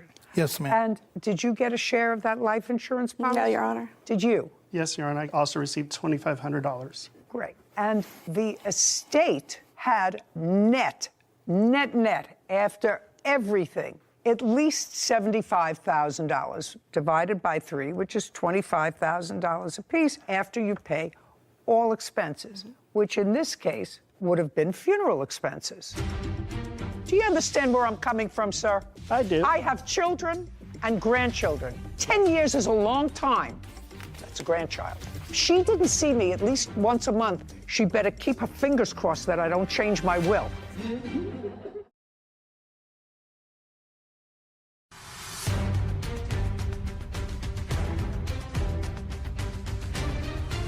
Sean Rubin. He's suing his brother, Randall Rubin, for unpaid funeral expenses. Randall is countersuing, claiming Sean defamed him. So now, if what you're asking me, Mr. Rubin, is to find that you had an agreement with your brother to pay 1/3 of the funeral expenses because the two of you each paid 1/3 of the funeral expenses. Is that what you did? Well, Your Honor, that's either a yes or a no. It is a no. I'm the only one that had the money to process our mother. He would not even sign to get her processed to continue the cremation. I have evidence here I'd like to submit to you where he agreed to pay me half of it out of his life insurance. Okay, that's all. I have text from him. Just a second. I'm going to take a look at it. You have to understand, Mr. Rubin, Yes. that at this point, if I find that he agreed to pay for half, then you understand that you agreed to pay for half of her funeral. Ordinarily, the funeral expenses, you may front the money for those funeral expenses, but if the deceased had sufficient money in their estate to cover their last expenses, and those would be medical expenses, which you paid out of the estate, correct? Yes, Your Honor. Taxes, which you paid out of the estate. Yes, Your Honor. You paid out of the estate after you sold the house, broker's fees.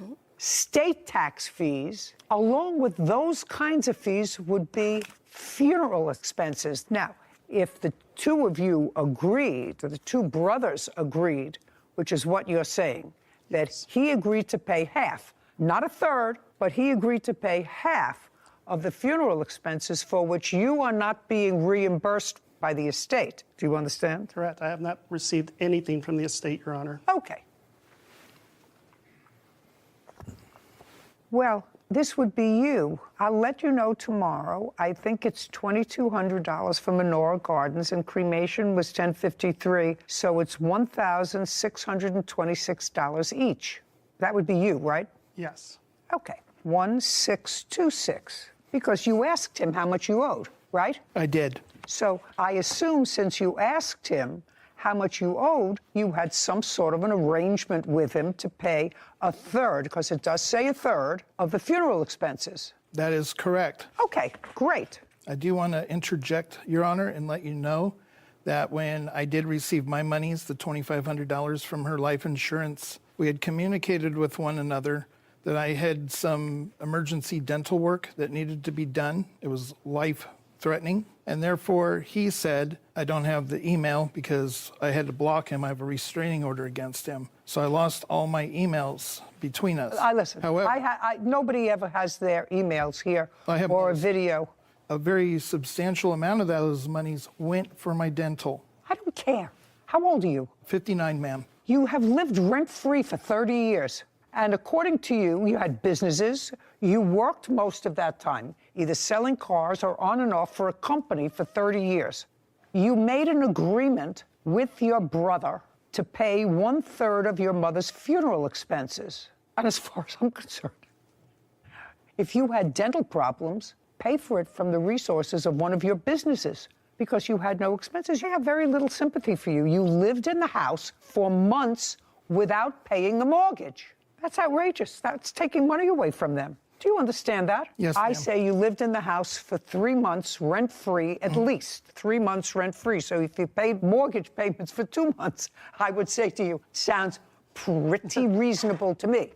You know, there's a story that's created. Correct. And what's created here is there's unequivocal information in these text messages that you and your brother and sister, because You, sir, are claiming that he owes half. He doesn't owe half. That was never the agreement, according to what you gave me. According to what you gave me, and in your own hand, you say this is what you owe me, $1,600, not $2,600. Well, Your Honor, if I can explain, the reason why I said half is only me and my brother were included in life insurance policy. My sister was not named on it, and it was only for $5,000. So, sir, listen carefully to me. I mean, if we put our money together, we could have paid for it. Listen carefully to me. That has nothing to do with you.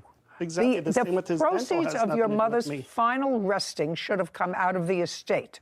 That way, it would have been borne equally between the three people who will profit from the estate. You understand? I understand, Your Honor. Very good. So if you understand that, the math is simple. If he pays a third, you get your sister to kick in whatever she's getting back from the $25,000, and everybody is equal. Well, Your Honor, I mean, you're already getting the vibe that this guy is the biggest bum who lived off his mother, sponged off of his mother. Let me explain something to you. That is unnecessary here. Unnecessary and really quite stupid. Stupid. You handed me evidence, sir, that you made an agreement with him. He asked you what he owed. You told him. Yes. $1,600. That's what you told him, that he owes you, $1,600. That's correct. And each of you are getting a certain amount of money for nothing from your mother. I'm going to ask you some questions. Prior to her death, when was the last time you saw her? When was the last time you saw your mother? Month and year? I honestly do not recall, Your Honor. Okay, just a second. Was it in the decade that she died? Yes. Okay, well, she died in 2021. So when did you see her? Probably several years before that, Your Honor. Well, so you didn't see her in the decade before? Your Honor, you have to understand, her house was infested with bed bugs. Pay careful attention to me. I asked you some questions. Yes. My question was, when was the last time you saw your mother? So you hadn't seen your mother in a decade. When was the last time you saw your mother? I saw my mother frequently, Your Honor. It was in May, Mother's Day. Okay, Mother's Day of 2021. And Your Honor, I did... Shh, I'm not speaking to you. March of 2021. Prior to that, when did you see your mother? November 2021. Wait a minute. How could you see her in November 2021 if she passed in August of 2021? November 2020. Okay, May 2021, November of 2020. Prior to that, when did you see your mother? I saw her frequently because... No, not frequently. Month and year. I don't have the... Did you see her every month? No, Your Honor. Did you see her every 2 months? About that, yes, Your Honor. Okay, well, between May and November, that's more than 2 months. That's when you can remember. Yes, Your Honor. So it would be fair to say that whether he took great care of her and whether the house was clean or dirty or anything else, your 86-year-old mother lived with your brother, whether you like him or not, and you were totally disinterested in her. You're the one who started this, sir. I was about ready to finish this case, but when you say he's a bum, I say, you know what? This guy's got to be put in his place. He may have been, but he was the bum who took care of your mother. You started it.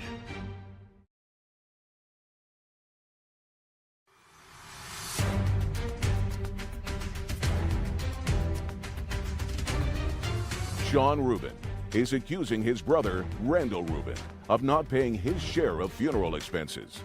Randall claims Sean spread multiple lies about him. So it would be fair to say that whether he took great care of her and whether the house was clean or dirty or anything else, your 86-year-old mother lived with your brother, whether you like him or not, and you were totally disinterested in her. Well, that's not true, Your Honor. Well, I want to know if you didn't see your mother in a decade, and she had failing health, I would say, as a child, you were totally disinterested in her. I did visit my mother after she had kidney replacement or kidney surgery. I visited her after her surgery. We both did. Just a second. Do you understand where I'm coming from, sir? I do. I have children and grandchildren, right?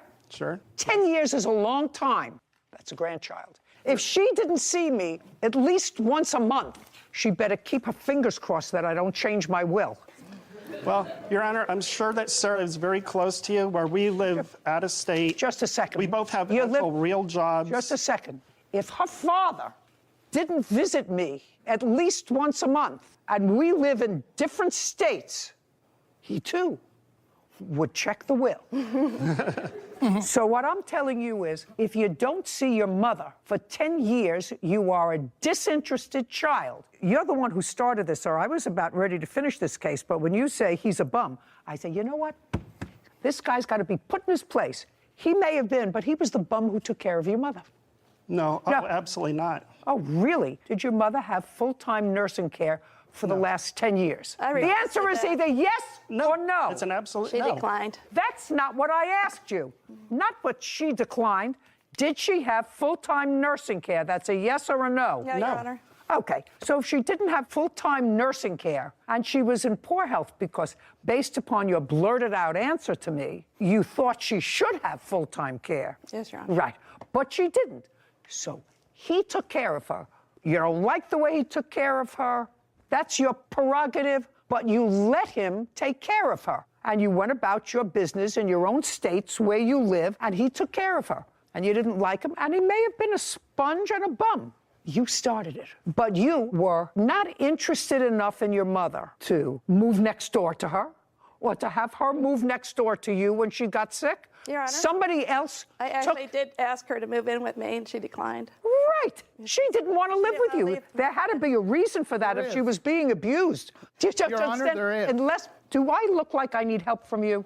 No, of course not. Then I want you to be quiet. Yes, ma'am. You owe him $1,600. That's it, not $26. What he's asking you. Put it down. I have a counterclaim. $1,600, and I'll hear your counterclaim. Thank you, Which sounds a little ridiculous to me. I'm finished with you. $1,600. That's what you owe, except for the counterclaim, which I'll hear. Well, the counterclaim is that they posted something on the internet that says that there were bugs in the shoes you were selling. If that's just a second, quiet. Your counterclaim says that he defamed you and your business because he wrote on the internet that there were bugs in the shoes you were selling. I couldn't make that up. Let me see. Maybe I did You're make it correct. up. That's Yeah, exactly he what posted he that wrote. there were bugs in the shoes I was selling. He also put that I impregnate Hispanic women. Just a second. First of all, that's not in here. It's right here, ma'am. It's not in my answer. So I want to see where he wrote. And who knows what you're doing in Mexico? I have no idea what you're doing in Mexico. Show me what he wrote about the bugs in the shoes that you're selling. Giving me a whole lot of nonsense there that I'm not going to read. It's not. You give me. These are the posts that he put online. I These only are want also- to. These are also letters from my mother in her own. I'm not reading the letters from your mother. Okay. I'm reading a post or more where he says there are bugs in the shoes you are selling. Yes. Period. Do you want to hear the audio that he sent to one of my employers? No, I want to see where he wrote there are bugs in the shoes you are selling, which is what's in my answer. Right here, ma'am. May I have it, please?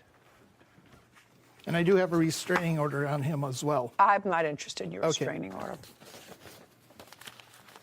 Okay, so this has nothing to do with anything. I'm going to give this back to you, and if you don't hand me exactly what I asked for, I'm It's in the- dismissing. it's I'm in- not reading all that drivel. I asked you for one post. Your Honor, if you'd like to say I don't something- want to hear you. This is what I wrote. I if you want to see don't it. want. This is not your case to prove, sir. Okay. I'm just trying to be honest.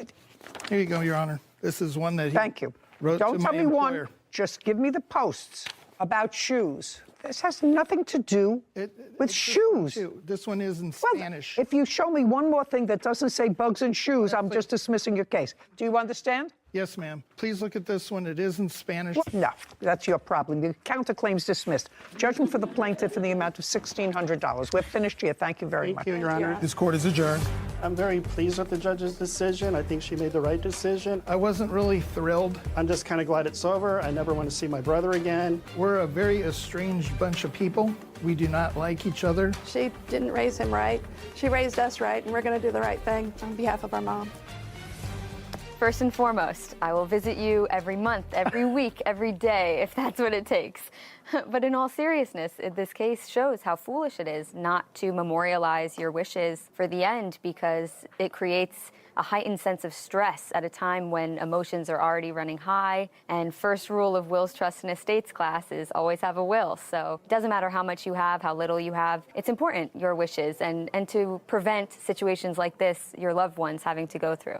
And be angry with each other. I mean, they don't love each other anyway, but to be angry with each other, if you can avoid that. Even young people, Sarah. here who have put anything together. Yeah. You have a will? I do. There you go. I wouldn't want my loved ones going through that. So, yeah, you have to take the time and write it down. And yeah, that's really all you can do to avoid the situation. Is suing her former friend, James Sorensen, for personal training and a fraudulent investment. Court come to order. All rise.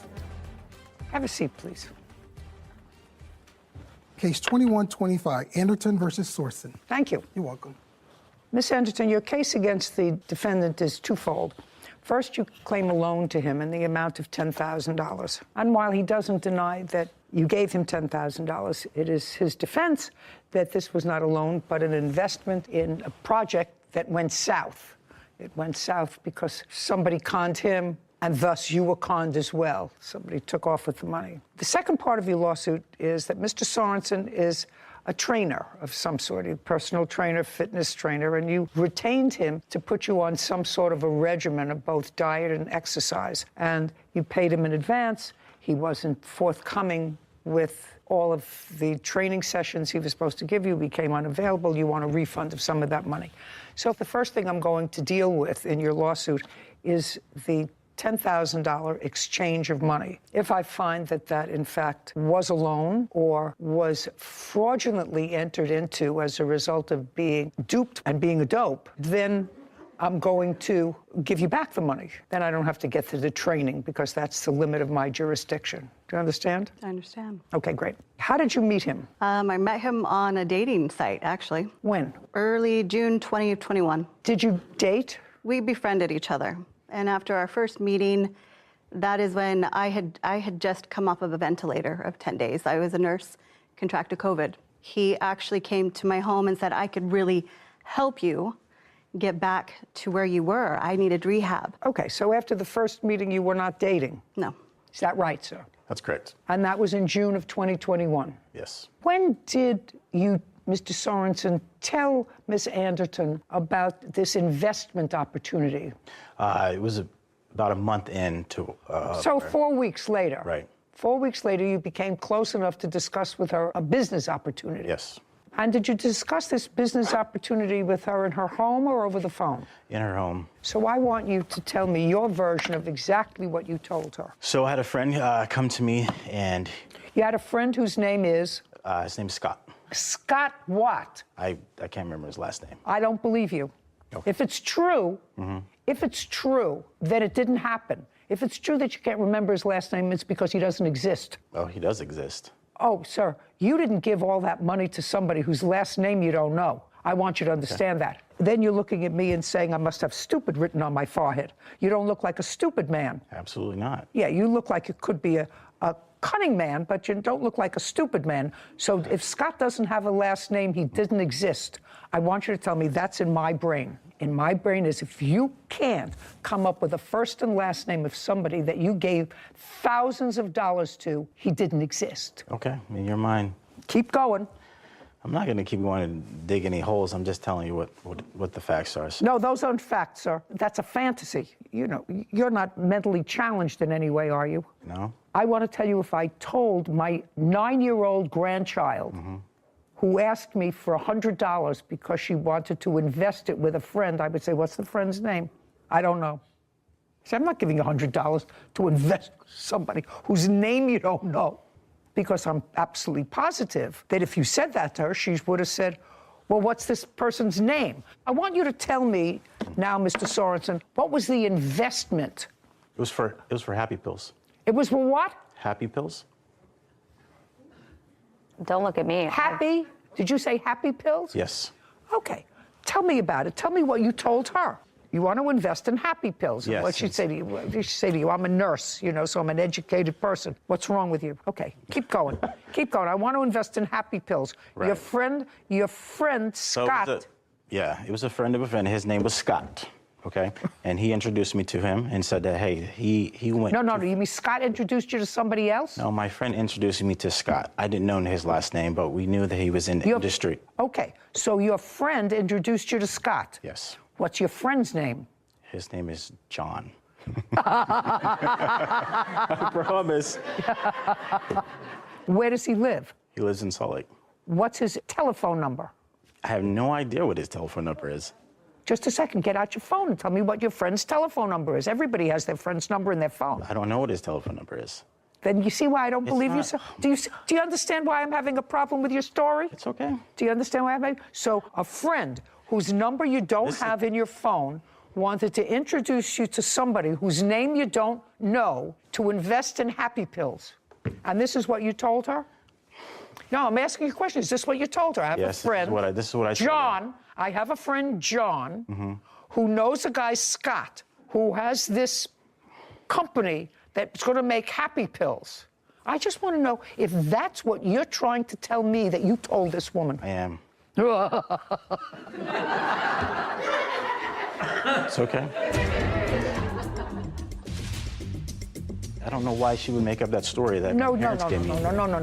She's not making up the story. You're making up the story. Okay. And if I'm wrong about this, I actually don't feel badly, sir, because then you're the dope that got duped. And later today. You devalued her car while you had it. Yeah, okay. You used the car for 2.5 years that was running. It stopped running because the engine was blown. Yes. And then you stopped making the payments on it. Yes. Yeah.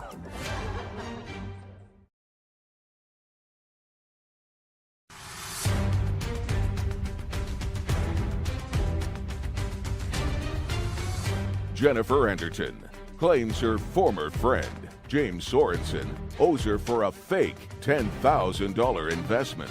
Okay, keep going. You know what happy pills are? I assume that they make you happy. Right. Yeah, they are. It's Molly. I assume that they make you happy. Okay. Right? Yeah. And so he went around to festivals and he sold Molly there. He sold what? Molly. Molly's. MDMA. It's an illegal drug.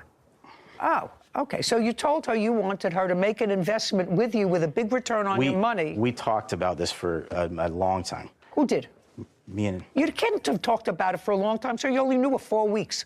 Okay. You only knew her 4 weeks.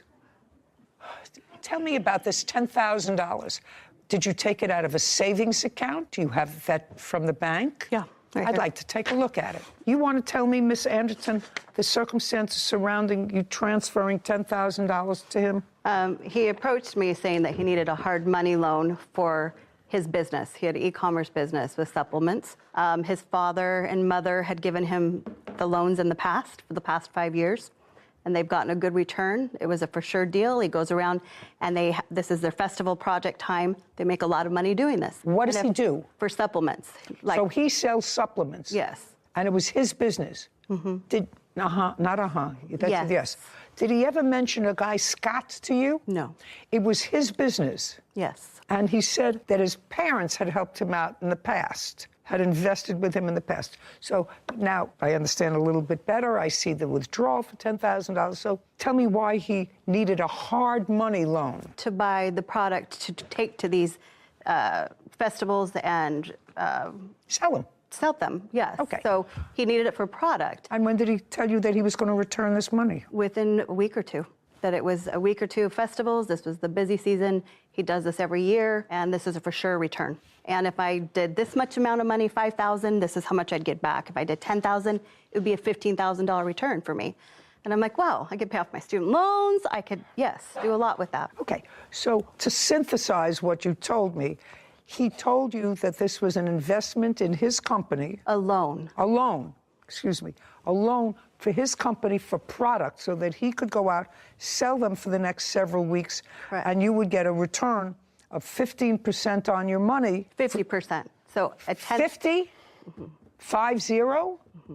Sounds too good to be true. Yeah. It has nothing to do with the company. The Venmo transfer of $2,000 was to him in June? June 16th of 21. And a withdrawal of $8,000. Same day. Okay. Now, where did you put that money, sir? I gave it to Scott. Okay. Okay. I want to tell you, Mr. Sorensen, you have parents who gave you money? They have in the Just a past, second. not as you would Just so you say. have parents that gave you money. They did not ever give me money for my business ever. What did they give you money for? Christmas? They never financed for me for anything in my life. Okay. Nothing. Oh, then you lied about I don't know why she would make up that story that my parents gave me. No. She's not making up the story. You're making up the story. Okay. And if I'm wrong about this, I actually don't feel badly, sir, because then you're the dope that got duped. Oh, absolutely. I know. Then, just a second, that if you gave money to John, to Scott, then you're the dope that got duped because they were your friends. That's all I have to tell you. I understand. That's all. A judgment for the plaintiff in the amount of $10,000. We're finished. Thank you. This court is adjourned. I think it was fair. I think that was a fair judgment. We both understood what we were getting into. No, not until after like 3 or 4 months, and I think he brought that up in fear of me going to the police. Time to part ways, and definitely learning curves on both ends. Don't do silly things. It was definitely a learning curve. I'm glad that things happened the way they did. Something I'll never do again. Be a little more careful with your money and your investments, and don't trust everybody. I'm too trusting. I just find it very funny that his entire business venture, was selling illegal drugs at festivals. That was the only plan. That was the whole venture. There was no... That's really what he said. Whether it was Scott, whether it was John, whether it was But that Joe. was the business plan. That's Happy Pills. Thank you, by the way, for explaining what that was to me. I didn't understand at first either, but when he said Molly at festivals, it's like, I'm pretty sure that's illegal. I'm pretty sure that's not a business. Right. So I'm glad she got her money back. Me too. Me too. It was ridiculous. There was a couple dopes getting duped in that situation. You're absolutely right. Case 2107, Breland versus Chenal. All parties, please step forward. Kashana and Michael Breland are suing Kashana's stepdad, Harry Schnall, for car repairs and damage credit. Miss Breland, this is your stepfather. Yes. That's your dad. Yes. This is your claim. He needed a car because his car, which was an old Cadillac, was going in for repair. Your dad had bought you a car in 2018. Yes. And when he bought you this car in 2018, it was a 2013 car that you kept 18, 19, and 20? The vehicle? No, I had the vehicle from 2018 to July 2019. So just for 1 year? Yep, July in 2019 was when I made the agreement to give the vehicle to... Okay. You made the agreement to give it to your stepfather with the proviso, because you were buying a new car, another car. Yes. According to you, that he would take over the payments on the car because there was a loan on the car that you were paying off and that your father was a signatory on. Yes. And you have children, and I don't know why this car was no good for you anymore, but you said you got another car because of your children. Yes, I got another vehicle because I had an additional son, and it just wasn't enough room for 3 kids.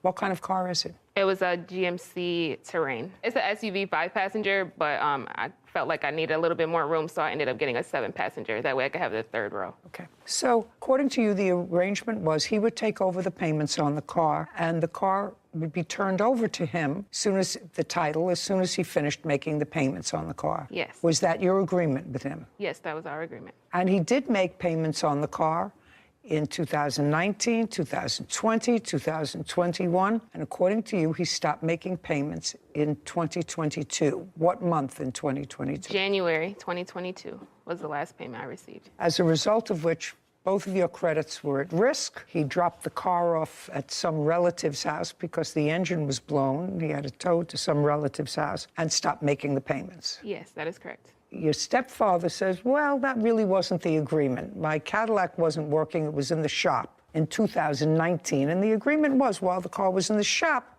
I would use your car and pay you $225 a month for it. But as soon as my car was out of the shop, you would take the car back. That's what you say, sir. Yes. Yeah, I would take it back until my car got fixed. And the only reason it took so long to get fixed because of the pandemic, you know.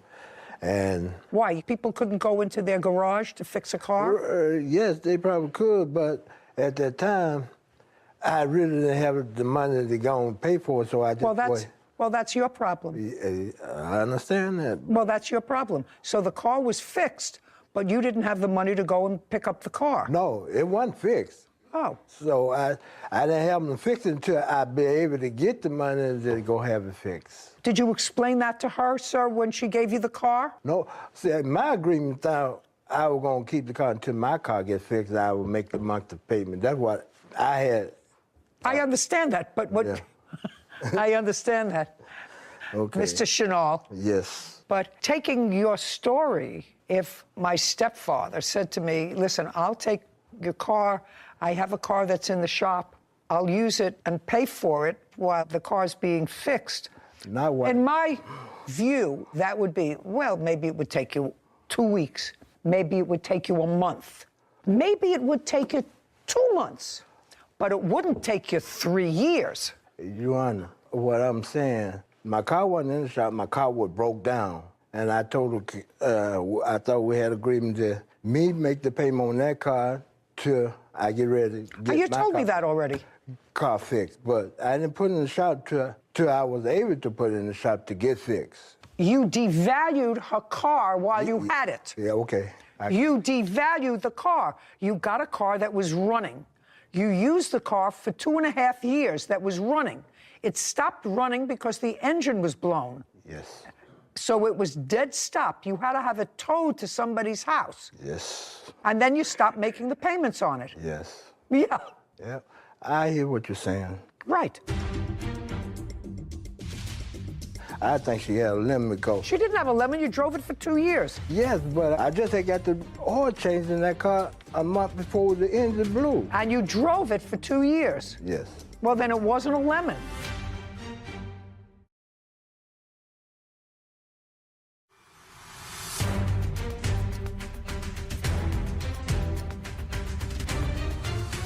Kashana and Michael Breland claim Kashana's stepdad, Harry Schnall, owes for car repairs and damage credit.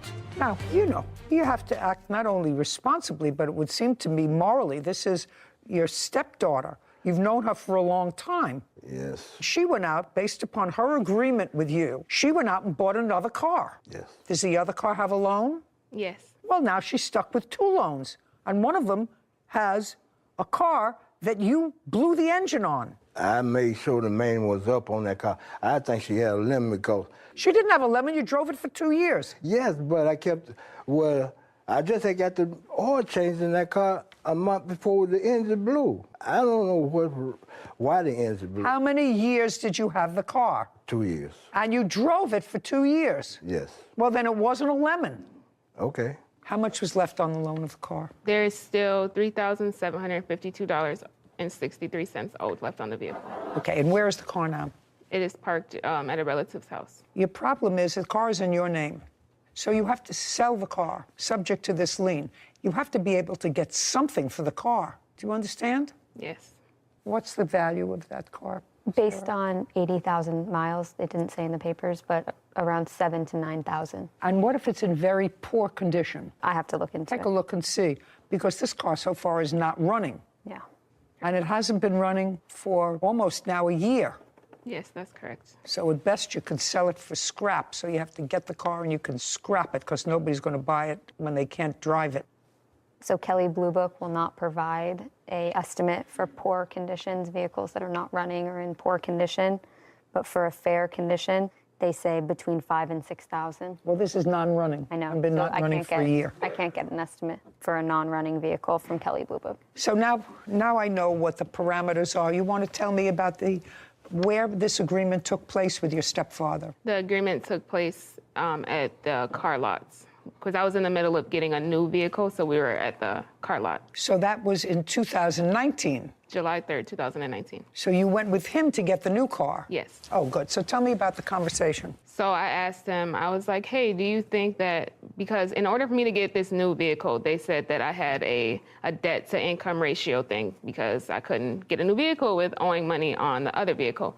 So I said, hey, how does this sound? You're down a vehicle because the engine blew on your prior vehicle. How about I give you this car, you finish making the payments on it, and then I get my new vehicle. But in order for me to get my new vehicle, I needed a co-signer. So I said, how about this? How about you co-sign on this new vehicle for me? Yes, my stepfather. You co-sign on this new vehicle for me. I'll make the payments like I always do. And you just take over the payments on my GMC Terrain. He said, okay, yep, we can do that because I need another vehicle. So he is the co-signatory on your new car? That at the time, that was the vehicle that I had. I now have a different vehicle. You mean in 2019 you had yet another car? Yes. But I made sure that I paid it off and there was no effect to him by any means. Okay. Because I knew that, it wasn't just in my name, it was in his name also. So I didn't want to do that to him. So I made sure that not only did I pay the vehicle off, but I got the transmission repaired and then I sold it. So what does your father have to do with this case? So my father was affected because with the payments being late. The car was in my name also. Oh, so it was in joint Yes, on the names, you and your title. daughter. Well, they were supposed to put it as me, the co-signer, but they put me as The primary. Exactly. Yes. Okay, all right. Have you been making the payments since January? I was making payments on it from February to September. And then what happened? I couldn't afford to make the payments anymore. I'm a single mom of four kids. So what happened? So it's behind now. Since September? Yep, it's behind since. September, October, and November. So it's behind 3 months. Yes. Have they notified you that they want to repossess it? No, they haven't not notified. repo. They've given us options to try to save our credit after Okay, I'd like to see what those options are. Did they send it What? to you in writing? No, Did they send no, you it a was letter? verbal on the phone when they called, and we were discussing other options that they may offer to Okay, so make what was the this so best it's not option worse. that they offered you? The best option that they offered was basically to come up with about $396 to pay to get the car note caught up because it was 4 months behind. The car note's $225 each month. So it wouldn't have got... No. So they didn't offer you a whole payout. They just offered you to catch up. to catch up. Yes. Right. Okay. But still, what's due and owing on the car is $3,752. Yes. Okay. And when your stepfather agreed to that, did he say anything to you with regard to his Cadillac going in for service and he was going to just use it until his Cadillac got... No, Your Honor, that is incorrect. Okay. You remember going with your stepdaughter when she was purchasing a new car in 2019? Yes, I do. Did you co-sign that car for her? Yes. So far, what she says is accurate. Yes. And at that time, did you take her old car? Yes. I have no idea what you can get for this car. And you know how you relied on him to be a good guy and to do what he was supposed to do? Yes. I'm awarding you $3,752. That's for you to pay off the bank. Then I don't think you can find a buyer for this car. You may have to scrap it, right? Yes. It's possible that there's no point in fixing it. You're not going to invest thousands of dollars in fixing it when it probably is at best worth $5,000. And if it's going to cost you $3,000 to try to get it up and running, it doesn't pay. $11,000. It doesn't pay. So I'm going to rely on you to do the right thing. It sounds as if you do that while I'm awarding you $3,752, whatever money you get for the car goes to him. Do you understand? If you scrap it for $70, he gets it. I don't see that it's worth much more. I certainly wouldn't invest in a car that's been sitting dead for a year with a blown engine. Judgment for the plaintiff in the amount of $3,752 with him. This court is adjourned. I think it was pretty fair. I think it was very fair. My agreement, though, I paid for the car until I get my car fixed. I've tried multiple times to reach out to him, and I couldn't get a hold of him. So it's really sad that it had to come to this. You had to do what you had to do. That's all I can say. I've learned that you can't help anyone, not even family. Time to move on. Go on about my business, yes. I'm a nice person, so I guess you just sometimes can't be nice to everyone. You know what's so disappointing? She seems like a very lovely young lady. Her father seems like a nice man. He had actually helped to purchase the first car, and I think co-signed a loan for her or bought her the car in 2018 that she then turned over to him. But he's been her stepfather for a long time. How could you be so irresponsible? And you know she's a single parent of 4 children who relies a lot on her credit. And her credit on her car. And she's maintained her credit. Yes, except for the fact that her stepfather sort of ruined it for her a little. He really didn't have a defense. No. I don't think he had a defense. I don't think that you borrow somebody's car until your car is fixed 3 years later. Tracy Jennings Spencer is suing her cousin, Chris Jennings, for a loan to cover funeral costs. Court come to order. All rise. Have a seat, please. Hello, Judge. Case number 2009, Jenny Spencer versus Jenny. Thank you. You're welcome. Miss Spencer, are you related to Mr. Jennings? I am. How? He's my cousin. How? On our dad's side. So his father and my father, that's how we're related. How were they related? So his dad and my father are pretty close in age, but they are cousins themselves. But my dad is pretty young, so they're close. My dad and his father are close in age, so they were more like brothers. I still don't understand. My father and his father were first cousins, but I was raised by my grandparents, so that's why we're close. Okay, so your fathers were first cousins? Yes. Okay. Your mother passed away. Yes, ma'am. When?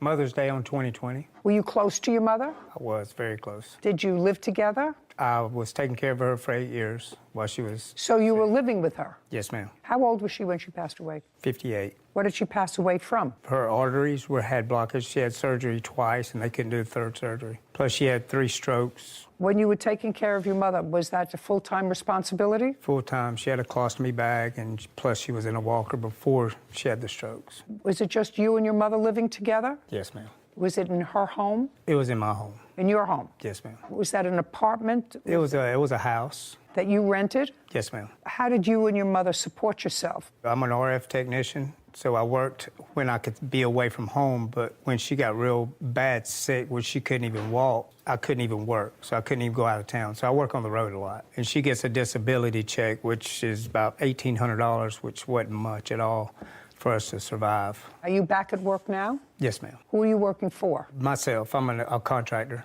Extreme Communications. When your mother passed away, Mr. Jennings, are you an only child? Yes, ma'am. She passed away in the hospital? Yes, ma'am.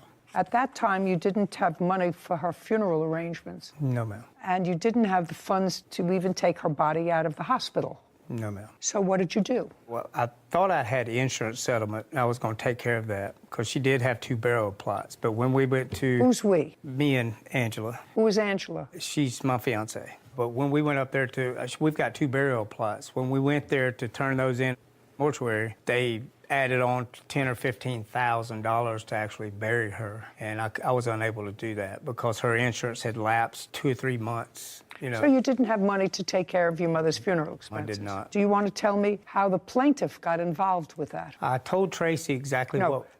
Yes. At some point, your mother passed away on Mother's Day in 2020. Yes, ma'am. Did you contact Miss Spencer, or did she contact you? She contacted me. When? During the process of me suffering because I didn't have the cash to front my mother's funeral. Well, you know, it's hard for me to ask the question, how did she know about that? But yes, ma'am.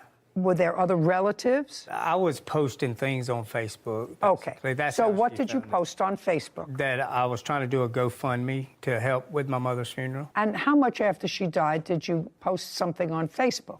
Nothing much, not at all. A day, 2 days? About 3 or 4 days after. Did you see that? Is that why you contacted him? That is not why I contacted him. Okay, so why don't you tell me why? That's not what you said in your papers, so I'm curious. Why did you contact him? As he said, his mother had been sick for quite some time, so her death wasn't completely unexpected. We had been following her progression on Facebook, and Chris is correct. He had been taking care of his mother. They were very close. But when the family saw on Facebook that she had passed, nothing got posted about funeral arrangements. And some of the members of my family who were not on Facebook contacted me and said, "Don't tell me what they said to you." I'm sorry. So you were contacted by members of your family? Correct, that are not on Facebook, asking about care. Don't tell me what they asked. I'm sorry. As a result of those conversations, did you contact him? Eventually. I did not contact him immediately because I just didn't feel like it was the right time. I knew. When? Was it in June? So it was right after her passing. I contacted his stepbrother and stepsister first because when I had not seen anything for 3 days about funeral arrangements, rather than calling Chris, who I knew would have his hands full handling matters, I actually contacted his stepbrother and stepsister, and I said, "Do you know anything about funeral arrangements?" Nobody did. And so they didn't know anything, and I suggested that I reach out to Chris. I said, "Well, I hate to do that. This is a really bad time," but I did it anyway. And so I called Chris, and I said, "Chris, I'm sorry to bother you. I know you're going through a lot, but some people are asking me about about your mother's arrangements and I don't know what to tell them. It's been several days. Have you picked out a mortuary? And he started crying immediately, understandably so. He said, Tracy, I'll be honest with you, I don't even have the money to get her out of the hospital. He said, it's going to cost $500 to get her out. I said, okay. And I believed, without a shadow of a doubt, that he truly didn't have the money because they had a very tight relationship. So there was no question in my mind if he had the $500 to get her out, he would have. I said, Chris, it's okay. I'll loan you the money. I'll call the hospital. I'll take care of it. Just calm down. And so we hung up. I called the hospital and I told them, I said, I'm not next of kin, but I'm going to take care of this matter on behalf of my cousin. So here's my credit card for $500. And the morgue told me that I couldn't pay $500, that was only their portion of having her body released from the morgue, that they could only send her body to a funeral home. They have to send it someplace. If they're releasing it, they have to send it someplace. Correct. They said that she had been there for so long that she needed to go within the next day because they can only stay there for 5 days. And got it. Sorry. Okay. So they said she needs to go now. And if you don't come get her or have a funeral home come get her, we're going to have to send her to Spartanburg County and they're going to be in charge of her remains, and the next of kin is at risk of being arrested for abandonment. And so I freaked out. I called Chris back. I said, Chris, I said, it's not $500. I said, they're not going to let us get her, and do you know you're close to being arrested? And, you know, I felt really bad about that. Where do you live? Spartanburg, South Carolina. Just take a look and see if you can find out next of kin responsibility. I'm surprised that you were given that information from the hospital, but I may be wrong. Morgue. Yes. So I called Chris and I said, the morgue is not going to let us get her body without a funeral home. Do you have a funeral home picked out? And I think at that time he said he didn't. And so he made some phone calls, Chris did, and then he called me back and he said, I found a mortuary. And so the mortuary that he selected was the one that ended up taking care of her remains. And so instead of me loaning him $500 to get her released from the hospital, I ended up getting stuck with $1,500 because I had to pay the mortuary. Okay, he found a mortuary. Yes, ma'am. When you called the mortuary, did they tell you what it would cost? I didn't call the mortuary to find out anything about that. She did. And she agreed to pay everything. No, just a second. I'm not getting there. Yes, ma'am. I'm not there yet. Yes, ma'am. So the question is, did you call the mortuary? I called them to see if they could take care of my mother. That's what I asked you. I said, did you call the mortuary? Yes, ma'am. And after you spoke to the mortuary, you called the plaintiff back. Sure did. Okay. When you called the mortuary and she had already told you it would be $500 to get your mother's remains from the morgue, but then you had to take her remains someplace. You couldn't take them in your car. Right. They had to go someplace. Yes, ma'am. And common sense would suggest that you would ask what their cost was, what their fee was. Is not an answer. For a cremation. For whatever, and they told you it was how much? They told me for the cremation, it was about $1,500 for cremation. Okay, and then you called your cousin back. Yes. And let me hear the conversation, as you recall it, between yourself and your cousin. Okay. I called her back and told her that I didn't have the money to take care of that. She goes, don't worry about it, Chris, I'll take care of it. It's exactly what was said. Now, was that before or after you set up a GoFundMe page? That was before. So she took care of the bill? Yes. So this was 5 days after your mother's death? Shh. Yeah. You said it was after. Now, so it was 5 or 6 days before your mother's body was taken to the funeral home for the purposes of cremation. How many days after that did you start a GoFundMe page? A couple days. 2 days. And what was the language in the GoFundMe page? To help take care of my mother's funeral. Well, shh, Mr. Jennings, if what you just said to me previously was, read back to me, Whitney, what Mr. Jennings said about the conversation that he had with her. It started with, don't worry about it.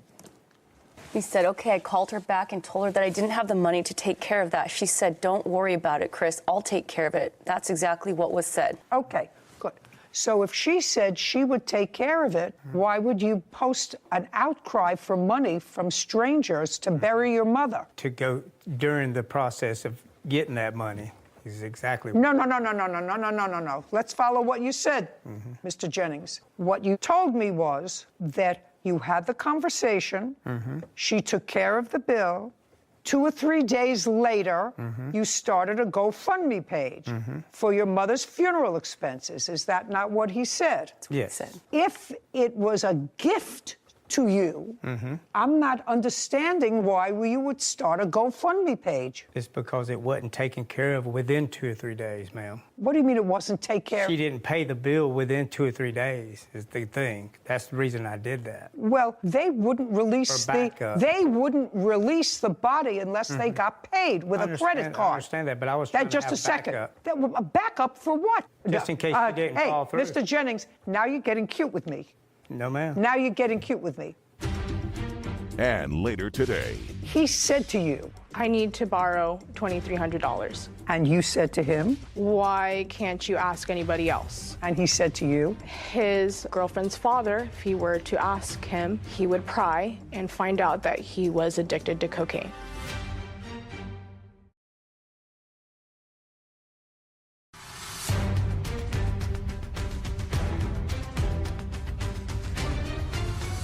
Tracy Jennings Spencer says her cousin, Chris Jennings, owes for a loan to cover his mother's funeral costs. Chris claims it was a gift. Now, the plaintiff had to give the hospital her credit card. Is that correct? Yes, ma'am. So before they released the body, which they had to do within a day, they had her credit card. And it wasn't until after that that you started a GoFundMe page. Okay. And don't raise your hand. And how much money did you receive from this GoFundMe page? Like $200. Okay. And you received $200 within what period of time? Within probably 3 weeks. How much of that $200 did you give to Miss Spencer? 0. And your total cost was $1,500. Is that correct? Judgment for the plaintiff in the amount of $1,500. This court is adjourned. Well, I'm very pleased that she saw what really did happen. I think everything went exactly as planned. I tried to step up in a time of desperation and in an emergency situation, and look where it got me. Everything's fine. I think we'll be able to move past. I mean, at the end of the day, he's still my cousin, he's still my blood, and I'm always going to love him. I actually didn't need the answer to that question that I threw out at you with regard to whether a child is responsible for the remains of their parent, because it was just clear, you know, when you get them to do a timeline for you. A lot of stuff unravels. Yeah, it all unraveled because what was the reason for starting a GoFundMe page if, as he alleged in his answer, she volunteered to pay for the funeral, unless he felt an obligation. Now, the obligation had to be as a result of that conversation, that he would start a GoFundMe page. Anyway, unfortunate that she seemed like a very nice lady, very responsible, and she was very caring towards him. Shouldn't have ended up here. Case number 2010, Hickman versus Vensloff. All parties, please step forward. Vanessa Hickman is suing her trainer, Dylan Vensloff, for an unpaid loan. Ms. Hickman, your case is relatively simple. You claim that you made a loan to the defendant, who was your personal trainer, when he said he was in a financial bind and he needed rent money, and he made the loan. And he paid some. His wife paid some. Correct. He made a couple of payments, but there is still a substantial balance. Correct. Mr. Vensloff said that this was not a loan, but prepayment for his training services, and that you sort of backed out of the training/nutrition program. So that's your problem. You lose your money. That's your defense, right? Yes. Just curious, before I get started with this case, how much do you get per hour for personal training? No, don't look over there. I want you to know that I know all about this. Everybody that I know except me has a personal trainer. I work out every day. I don't take instruction well, so I don't have a personal trainer. I have a husband who had a personal trainer. All my friends have personal trainers. So now I want you to answer my question, unless there's something extraordinary about you, which there is not. How much do you get per hour for personal training? $75. That's a reasonable figure. Just informational purposes, how much money did you take from Miss Hickman? How much money did I take? Yes, how much money did you take from me? I haven't decided what it's for, but money exchanged between you, she has proof of how much it was, and you. How much money? I believe it was $2,300. Is that right? Correct. And on what date did she give you $2,300? I believe sometime at the end of last year, or it was close to the beginning of this year, somewhere along that time. Date? November 22nd, 2021. And at that time, how long had you been training her? Since when? When did you start with her as a client? I think like the beginning of summer last year. So I'd say. Date? July 2021. Beginning, middle, or end? Beginning. July, August, September, October. So you had been training her for 4 months. Yes, ma'am. Up until November 22nd, how much money had she given you for training? Did she pay you by the week? Did she pay you by the month? How did she pay you? Up front, first. Okay. Monthly. In July. Yep. Not yup. That's not yup. Yes, Yup ma'am. you say to your friends or to your wife. So in July, Yes. when you started, Yes. she gave you how much? 500. For the month of July. Yes, ma'am. The month of August, how much did she give you? 500. Is that correct? Correct. September, Same amount, ma'am. 500. October, Same amount. November, Same amount. the beginning of November. Yeah. No, Well, not actually, yeah is not an answer. The beginning of November, did she give you $500? No, because that's when we had the agreement. No. Don't give me agreement nonsense. The beginning of July, she gave you $500. Yep. Beginning of August, Yep. she gave you $500. Beginning of September, Yes. she gave you $500. The beginning of October, she gave you $500. How much did she give you in the beginning of November? This $2,300 was not paid until November 22nd. How much did she give you the beginning of November? Then it must have been $500. Is that correct? So now she has given you $2,500 Yes, ma'am. for 5 months. She's given you $2,500. Yes, ma'am. Now I want you to tell me what happened in November after you gave him the $2,500. So we agreed to $100 monthly payments. This is in November? November, after we signed the agreement. What agreement? The agreement was that... No, I want to see the agreement. Don't tell me what it Absolutely. was. I'd like to see it.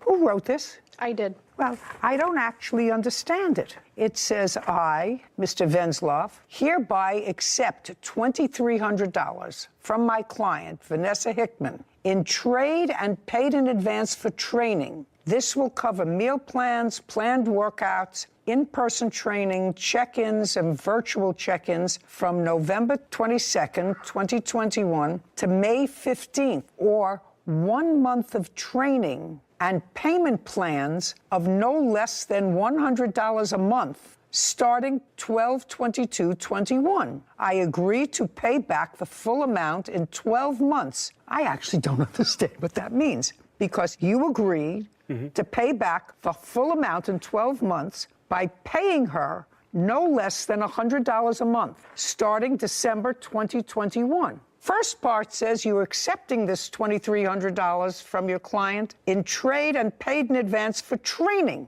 but that you will pay her $100 a month and be finished paying her in 12 months by 11/22/2022. Okay.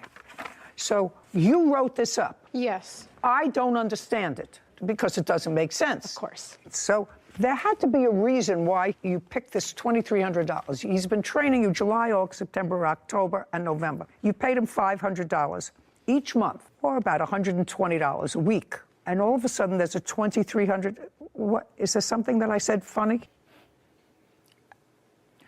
All of a sudden, there's $2,300. Tell me how the $2,300 came about. So over the course of those months, we became good friends. I see him 3 times a week. We get to know each other, talk, open up, and we're very friendly with each other. He opened up about me about having financial hardships. No, he'd opened up. He said to you. Yeah, he said to me, I need to borrow $2,300. And you said to him? Why can't you ask anybody else? And he said to you? His girlfriend's father, if he were to ask him, he would pry and find out that he was addicted to cocaine. That's what he told you? Correct. And what did you say to him? Oh, okay. So if I give you this money, we're going to write an agreement to cover me in case you don't pay me back. And what did he say? Okay. And that day on November 22nd, we wrote out the agreement. You wrote the agreement? Absolutely. I wrote it down, and he gave me a photo of his driver's license that day. And you have a copy of that driver's license? I do have a photo on my phone, yes. I'd like to see it. Of course.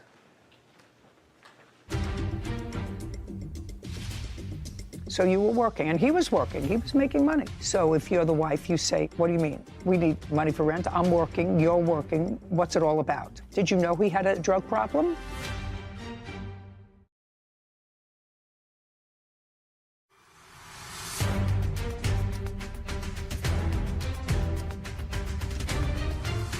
Vanessa Hickman claims her trainer, Dylan Venzloff, owes for an unpaid loan. Dylan says it was a trade agreement and not a loan. Okay. Mr. Venzloff, understanding what I said to you before, that everybody that I know has a trainer. Everybody, except me. Nobody that I know has the driver's license of their trainer. Nobody. And I'm very old. Now, can you give me a logical reason why the plaintiff would have a copy of your driver's license in her phone? To make sure that the trade agreement stays. What's the trade agreement? The trade agreement was that she was going to give me the money, and I was going to... Just a second. Let's go back for a second. Yeah, no problem. So what she says, in part, was accurate. Is that what you're telling me? In part. That you became friends, you would talk to her, you had a girlfriend, you knew he had a girlfriend? Correct. You asked her for money? Yes, ma'am. Different amount of money because you were in financial difficulty? Yes, ma'am. And that she asked you, why couldn't you ask your girlfriend's father? Because she evidently knew that, based upon the fact that you were friends, that you're the wife, girlfriend, whatever, your father has money? Yes. Okay. Why couldn't you ask the girlfriend's father, right? Yes. She asked you that question? Yes. And did you say to her, because I didn't want him to pry? Yes. Because I have a cocaine habit? Yes, ma'am. Okay. And so she gave you the $2,300? Yep. Not yup. Yes, ma'am. Sorry. And that was on the 22nd of November of last year. After she gave you that money, and you were supposed to, according to this agreement, make $100 a month payments to her. That would that's what it says. Yeah, if I was unavailable. No, it doesn't say, there's nothing here that says unavailable. Well, it's actually... There's nothing, that's why I don't understand this agreement. Yeah. You see, not yet. That's why I don't understand this agreement, because one talks about training and workouts, and one talks about you agreeing to pay her back within 12 months at no less than $100 a month. So it doesn't make any sense. So now I have to figure out what it was that really happened. Do you understand? Yes, ma'am. Okay. So this paper says something about $100 a month. Now, did you ever give her $100 a month? Yes, for a certain amount of month. In what months did you give her $100 a month? I think it was the first 3 months. And you gave it to her how? Via Venmo. Did he give you the first 3 months? He gave me the last 2 months, and his wife paid me the first month. That would be you? Yes. Stand up, please. Tell me your last name. Venzloff. When did you find out that your husband had taken money from the plaintiff? When she had sent me a message on Instagram asking for me to send her money that he was late on a payment. And that was in what month? I believe mid-January she messaged me. January of 2022? Correct. And up until that time, your husband had not told you that he took money from the plaintiff? That's an easy question. I don't believe so, no. He had not. Well, that's what it sounded like. You didn't know about it because the first you heard about it was when she sent you a message. So he had not told you that he took money from her before. Now, when you found out, you confronted him about this, did you take money from the plaintiff? I did. And what did he tell you? He told me that he had to pay for rent that month. Were you living together? We were already married. Were you working? I was. So you were working, and he was working. He was making money. So if you're the wife, you say, what do you mean? We need money for rent. I'm working. You're working. What's it all about? Did you know he had a drug problem? That was when I found out. Okay. Well, that's a fair question. I like the honesty. Did you have discussions with him about that? Yes. Did he go into rehab? Yes.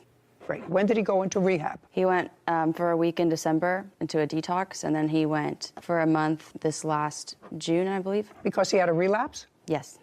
How long was it in June? 30 days. During December and June, had he ever been arrested? No. So he did this voluntarily? Yes. Good for you. Thank you. Take a breath. all fine. Your husband owes her $1,800. That's what she's suing for. That's what he owes her. He knows he owes her that money. She was doing a good thing. She was being kind to him. And probably, ultimately, if he stays clean, saved his life. Reasonable, because but for that, you wouldn't have found out, you wouldn't have forced him to take some action. Is that what happened? Yes. Do you have a drug problem? I don't know.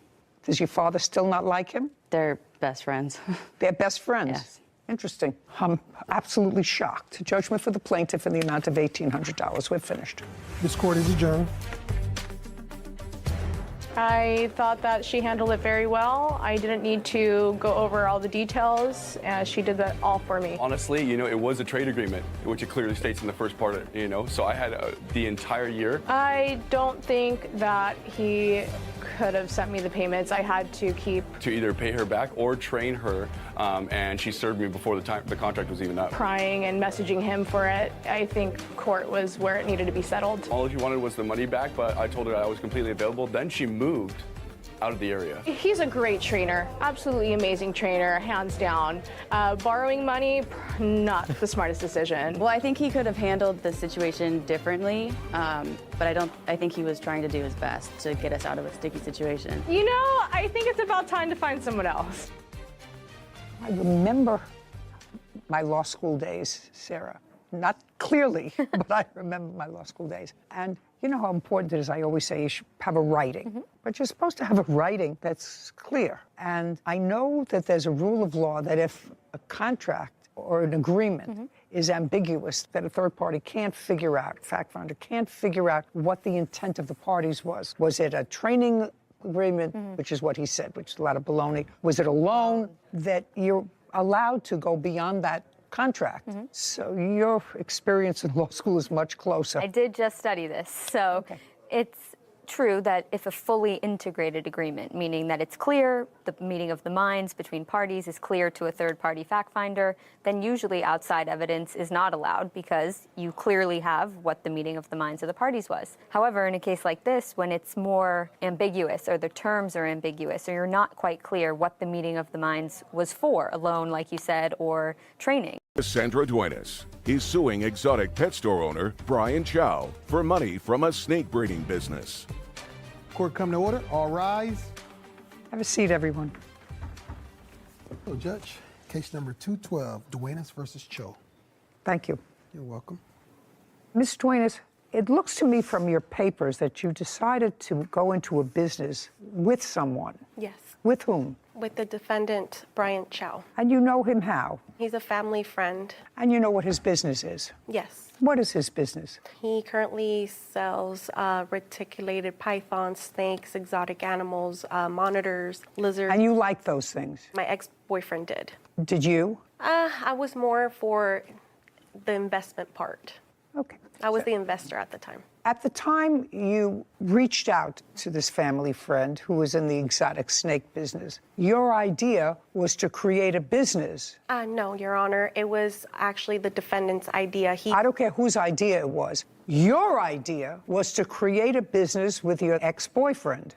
I agreed to the business, but it wasn't our idea. Whether you agreed to the business or not, you invested money in the business. Yes. Which means that unless there's something wrong with you, and I see that there is not, you wanted to go into business with the defendant. Yes. So let's be easy. Okay. And at the time that you wanted to go into business with the defendant, I'll get to what the nature of that business was in a second. I know it had something to do with that wonderful-looking snake.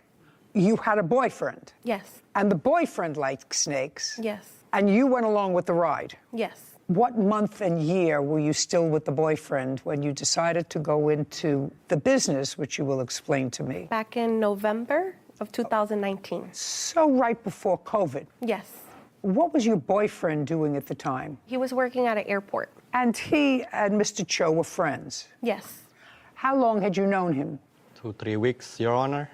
Where did you meet him? He came into my store and acquired us. I didn't ask you anything. That's how you met him? Yes. I'm going to get through this case and get this lovely thing out of the courtroom as quickly as I possibly can. Wow. Some people find them exotic and gorgeous. I find them a little bit squirmy. So in November 2019, boyfriend and you decided to go into the business. Explain the business that you invested in. I invested on 5 reticulated pythons, 1 male and 4 females. That was the original deal. And what were you going to do with them? Mr. Brian Chow was going to have it in his shop, and together we were going to breed them and make a profit out of them. So the intention was never for you to take these pythons to your residence? No. And you understood that? No. They're buying the snake, Your Honor. Okay. How much were the 5 snakes? In total, it was $10,000, plus the feeding and the cages that he claimed that the snakes needed. Was it your agreement that for $10,000, Ms. Duenas and the boyfriend were going to buy 1 male snake and 4 females? They decided to buy 2 snakes. Well, when was that decision made, sir? A week after I met him, because When you went into the shop, did you ultimately decide on 1 male, 1 female? No, so how it is, Your Honor, is he knew my ex-boyfriend prior to the business 5 years ago. He sold him a exotic Australian monitor lizard. Okay, what I want you to tell me is, did there come a time when the arrangement changed, so instead of 1 male and 4 females, you were supposed to get 1 male and 1 female? No, Your Honor. The whole way it was supposed to be 1 male and 4 females. Do you have any sort of a receipt for that? We have Instagram conversations. Do you have that? Yes, ma'am. I'd like to see it. Okay.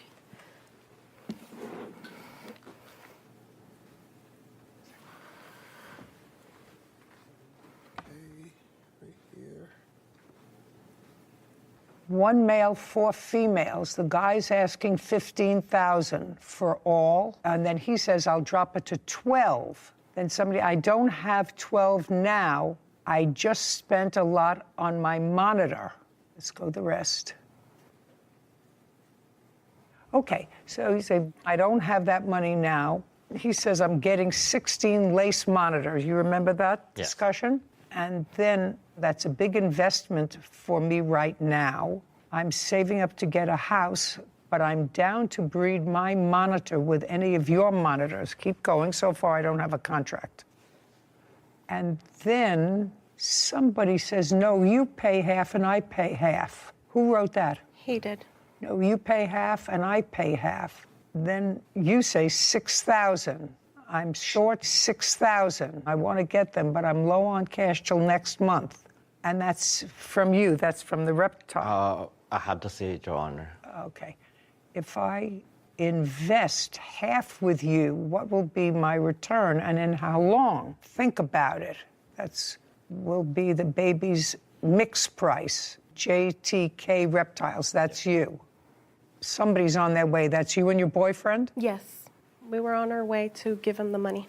And how much money were you going to give him? We gave him the first time $6,000 and then $4,000, a total of $10,000. You received that? Yes, Your Honor. And what did you purchase with the $10,000? If you look at the message from there, what she showed you is they pay half of the 5 snake. It means they get 2 of the snake, and I get 2 of the snake. They've been lying to you guys since day one. They want to purchase 2 snake. Then I told them, like, if you look at the message, I can use my male to breed it to your female. It's an investment for you guys, not for us. It's no us. It's not with them at all. Mr. Cho, were they supposed to take possession of the snakes? They're supposed to pick up the snake. That's why they come to the store with it. Which snakes were they supposed to take possession of? One right here and one out there. Is that a male or a female? This is the female. Has she had babies yet? No, I don't breed her because she don't belong to me. And how old is she? Right now, she should be about 6 years old, going 7. How long do they live? Over 30 to 40 years, depends on how you take care of them, like I take care of them. And there's another one outside the courtroom that's the same as this one. Also a female? Yes. And you gave them the $10,000. He acknowledges the $10,000. So we have a verbal contract that you were going to pay for some snakes. He was going to order the snakes for you, which he did. And that was accomplished. And the payment for the snakes was done on what date, the first payment? Approximately in November of 2019. And when was the next $4,000 payment? The same month, I would say like a week. Good. And when did you order the snakes, Mr. Chow? Right after I get The 10th. Yeah, because I cannot just acquire the animal without the payment. Okay, so now you've got the payment and you order the animals. Yes. On what date do they arrive? 2 days after, they're FedEx delivered to my shop. And when did you notify the plaintiffs that they were there? The day that they came, I tell them the snake is So ready it was for- also in November, sometime in November. And when did they arrive? The snake No. arrived? Oh. The plaintiff and the boyfriend. They arrived a week after I notify the boyfriend. Okay. Now, Ms. Duenas, a week later you went to the shop. And what happened when you went to the shop? Now he's got $10,000 and he's got 2 snakes. I just want to clarify, Your Honor, that we even gave him money for the tanks because here in the conversations it says that he can't continue having them in tubs. So he needs us to give him money to invest to buy the tanks to house the snakes. So our original plan was for him to keep the snakes because he has the shop. We, at the time, lived in an apartment. He was well aware of this, that we couldn't have big snakes in our apartment. He says no, you say yes. I'm not sure how I can resolve that. I'm trying to simplify this contract. And you said you recorded all this? Yes. I'd like to see it. Watch out. Come back away. I told you, don't play with my money. What are you doing? What do you mean? He owes me money. I don't care. Get out, get out, get out, get out, get out.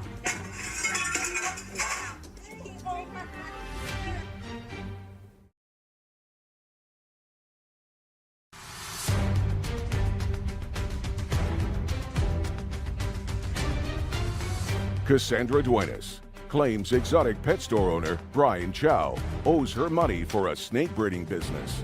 Brian says Cassandra changed her mind about the business after he purchased the snakes. Okay, part of the contract was fulfilled because you paid him. Then he ordered the snakes. Second part was fulfilled. I want you to tell me what happened when you went to see the snakes. You say to see them. He says to pick them up a week later. So when we went to the shop, Who what went? led us to Who went? My ex-boyfriend and I.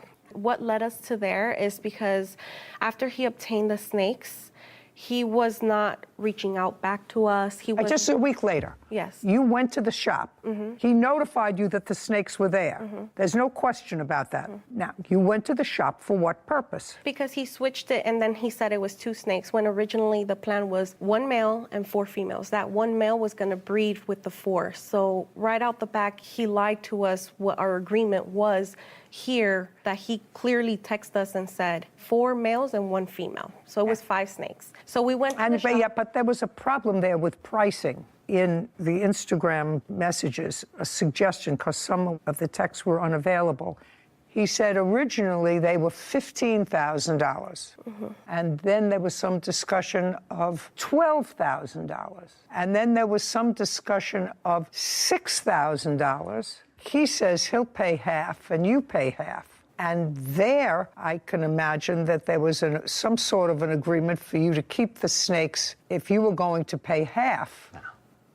You were always supposed to give them the snakes. Why would you pay half? Then they get the 2 of the snake, and I get the 2 of the other snake. It's 5 of them. And the one that we're gonna pretty much, they can have it if they want it, or I can use it when I need it. You mean the male? Yes. So that was the business. Anyway, you went there, and what happened? So I went in recording. My ex-boyfriend told me, hey, record. Don't tell me what your ex-boyfriend told you. Okay. Just tell me you went in and what happened. We went in there and we asked him, hey, we agreed on 5 snakes. Now you switched up and you said now it's 2 snakes. First you told us it was $15,000, then $12,000. You were playing games with us the whole time. And at this point, after a week later that he said that he got the snakes, then he told us it was 2 snakes. At that point, we were upset because we had planned and we had counted with 5 snakes. That's why we gave him that ridiculous amount of money. And basically, we didn't want nothing else to do with him. We wanted our money back. And that's what we went for, our money back. Just a second. Yes. So you walked in wanting your money back? Yes. Do you have any text messages, Instagram messages, suggesting that before you got there, you had said to him, we changed our mind, we don't want to be in business with you, we want our money back? No. Nothing? No. He wasn't reaching out, sorry, Your Honor, he wasn't reaching out to us. He was sending him video calls, he was calling him through text message, my ex-boyfriend. I don't care. You paid the money, he got snakes. The question is, you think there's supposed to be more than 2? He says, 2. More money. So the ultimate agreement was for 2. So what happened when you went there? You're there with your boyfriend. Yes. And you say, I want my money back. And he says, I don't have the money here. I have 2 snakes here. Are you telling me that he didn't call you and say your snakes are in? Is that what you're suggesting? Do you have an invoice for these snakes, Mr. Chow? Yes, Your Honor. I'd like to see the invoice for the snakes. By the way, your boyfriend has other of these exotic Wire creatures. Is transfer that right? to the people that I get them. What kind of exotic creatures does he have? One that he sold him, an Australian water monitor from the Philippines. And? He has 2 rhino iguanas, a pair. He has a, I don't know the name, but it changes colors. Mr. Chow? Yes. This is a wire transfer, May 24th, 2018. And the date of this wire transfer is August of 2018. And those are for the lace monitor that Are these lace monitors? Yes. Sorry, Your Honor, these are not lace monitors. These are reticulated pythons. These are not monitors. Monitors are lizards. These are snakes. Lace monitor bell face. Yes, Your Honor. Well, that's not that. No, Your Honor. Well, these are useless. Yes, but that's connected to the rest of what they did. What does it have to do with these 2 snakes? What I want to see is when you purchased these 2 snakes. Yeah, I don't have it, Your Honor. Well, get it. What do you mean you don't have it? I left it at home. I'm so sorry. Well, what'd you bring these for? Those are the time that they both got arrested when they went to my shop. Yeah, but you now have those back, right? Yes. You have those back. So if you had to take documents, why didn't you take the documents for the snakes in question? The lace monitor lizards aren't in question. You have them back. They may have taken them. They were arrested, and you finally got them back. So I don't understand that. I just mistaken grabbed the wrong paper. Well, Mr. Chow, do you deal with these people regularly, that you buy snakes from them regularly? Not really. It depends on the size of the animal and depends what kind of animal. Well, you have the date of purchase someplace, Mr. Chow, and I don't want you to waste my time. Yeah, I'm so sorry. That's why I just said I don't have it, Your Honor. Did they purchase that kind of snake? Yes, Your Honor. Is that correct? It was 5 snakes, Your Honor. Don't give me 5. That type of snake. Oh, yes, the reticulated python, yes. And the one that's outside is the same, correct? Yes. And you did not purchase baby snakes. No. You wanted full-grown snakes because they were a business. You wanted them able to be... Breeding. Okay. Should have brought the paperwork. And you went in there that day in November because you had changed your mind. Yes, and on top... Yes. Because you had changed your mind. Yes. That's the answer. You had changed your mind. You can give me a whole bunch of excuses, and you told him you changed your mind, you want your money back. And he said no, because I ordered the snakes, and I got them in, and they're yours. Contract is completed. I'm merely holding your property. And then there was a kerfuffle. And tell me about the kerfuffle. The issue was that it was going back to what I was saying is, then we asked him as well, can we have, like, receipt? How much did you really pay for them? No, that's not your business. That's not your business, how much you really paid for them. He made a deal. You paid him. If he got them for $2,000 and you paid him $10,000, that's nothing. The kerfuffle, let's draw this down to its most simple English.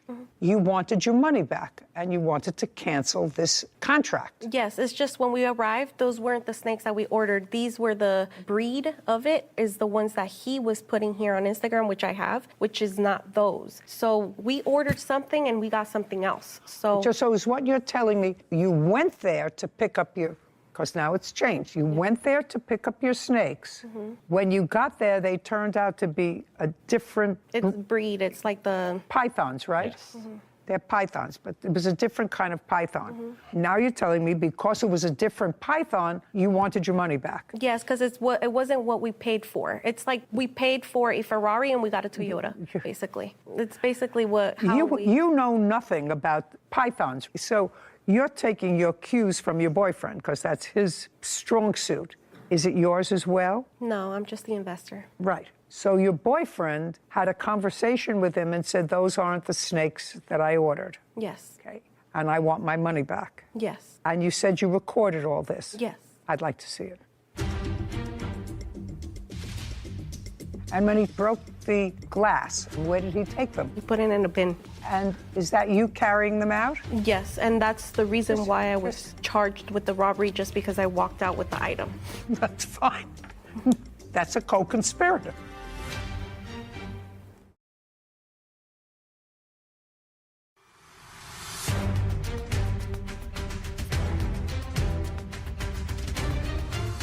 Cassandra Duenas is accusing exotic pet store owner Brian Chow of wrongfully keeping money for a snake breeding business. Brian says he fulfilled their agreement and claims Cassandra stole property from his store. And you said you recorded all this? Yes. I'd like to see it. Okay. You just press play. Which one? Oh, right here. And then you press that. This one? Yes. Okay. Ready? Mm-hmm. You guys just want to do the money back? Yeah. The 10,180 in total, and then money on top of that for lending you the money and everything. I didn't see that coming. Yeah, because we didn't see this coming. You just kept on giving us a runaround and a runaround. Oh, no, what? About the mail. Remember that? No, that's why I'm waiting for the mail to be delivered. I don't have the mail. Yeah, but remember you had told us that the guy had it because he had to leave and he had to gut out because he has surgery and all that stuff. Yeah. We gave you the money right there and then. You don't understand what mission we had to go I through. didn't know. I don't mind getting you guys your money back, but I don't have cash right now. You guys caught me by surprise. Yeah, but we're gonna have to do it today though. Like we need our money today. If you want it right now, I don't have it. We told you we want to do business correct, and you just keep on giving us another day and another day. You told us as soon as we give you the money, the snake was gonna be here. Yeah, it's not about me, it's the guy. It's not me. I'm just buying the snake from a different guy. And then another thing where you messed up, you said 5 snakes for 6,000, and you come at me with 4 and you wasted my money. Yeah, and I told you that he gave me only 4 snakes, the big giant. Yeah, and why would you waste money if I told you to get the 5 snakes? If you worry about the last one, I can pay for it. It's a meal that we don't need. But I have to do all this, so I have to get like this for you to do that? No, bro. How could I trust you now? Bro, the 4 snake is right here. I'm gonna go get something. What's wrong with you, bro? I'm just asking you. Let's talk. No, we're not gonna talk. I told you don't with me. I don't call with you, bro. Why? What's Because wrong? Because we gave you a lot of money. We're talking about over $10,000, and you're just giving us the runaround. First, you told us 5 This is what we can snakes. do. I'll take, and when you get the money, I'll give it back. Yeah, female too. Oh, no. Oh no? All right. Well, come on, bro. You're looking at a 15 grand. I told you don't play with me. I don't play with you. You don't even have the money right now. Open them up, man. I got the half of the Don't money. even- don't Open them even- up. I'm trying to talk to you, bro. No, there's no more talking because we gave you the money right here and then. That's unprofessional. You're trying to scam us, and you don't do that to people like I that. didn't. How did I scam you? Before I open it. You're telling me that you don't have the money. I have half of the money because I'm waiting for the snake. Bro, if you guys gonna get arrested. If you guys There's take no some- arresting. We're just getting what you took from us. Over $10,000. I'm trying to talk Over to you. $10,000. Open it. I'm trying to. No, we try to talk to you. You're telling us you're gonna have the money. I have everything in video. I don't okay? care. You can record me, bro. All right, so are you gonna You open don't it? play with people's money. You can call You owe whoever me you over want. $15,000. This is 15 grand. We don't care. Can you call a cop, please? No. All right, watch out. Back away. I told you don't play with my money. What are you doing? What do you mean? He owes me money. I don't care. Get out, get out, get out, get out, get out, get out, get out, get out.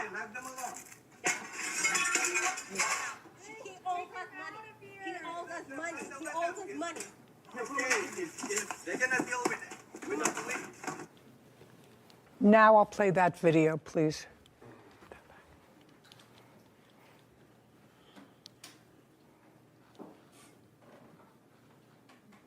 That's your boyfriend breaking into the... Yes. Yes. And when he broke the glass and took out whatever lizards he took out with him, where did he take them? You were still with him. Yes, he put it in a bin. And is that you carrying them out? Yes, and that's the reason why I was charged with the robbery, just because I walked out with the item. That's all right. That's fine.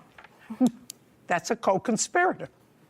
Ultimately, the lizards that you took were returned to you. Yes, Your Honor. And it seems, Mr. Chow, at the beginning of this case, I must acknowledge to you that I was sympathetic to your position, that they had ordered snakes. You ordered them, you got them, Yes, Your Honor. and then the contract is completed. Uncross your arms. No, I'm so sorry. But it's clear from the tape that the plaintiff played for me that you acknowledged that you did not fulfill your end of the contract, that you were blaming your inability to fulfill your end of the contract on some third party.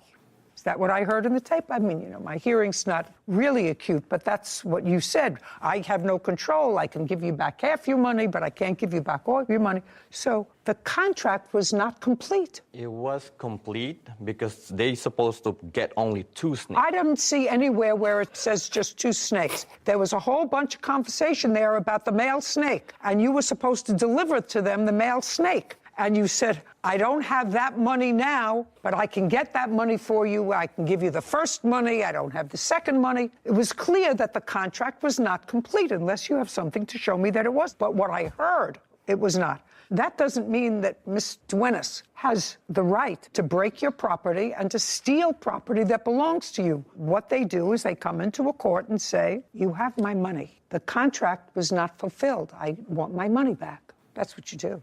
Are you in the business of breeding snakes for your store? Yes, Your Honor. And if we were to go on the internet now, Yes, Your Honor. how much would one of those snakes, which is 6 or 7 years old, according to you, sell for? Right now, this size, you're looking at it about 6,000 to 7,000 each one. But if you troll the internet of people who actually like those creatures in their house, for whatever reason, if you put up that snake on the internet for sale, how fast would it take you to sell it? I'll say like about a month and a half. They're rare.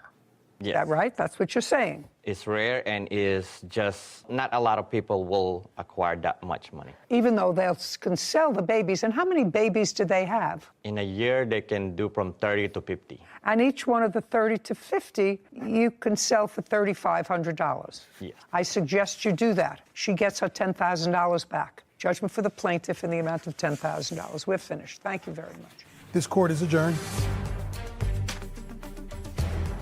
I'm very happy, and I'm happy that she was able to see herself that the defendant got caught multiple lies. They're just a customer. He wasn't truthful since the beginning.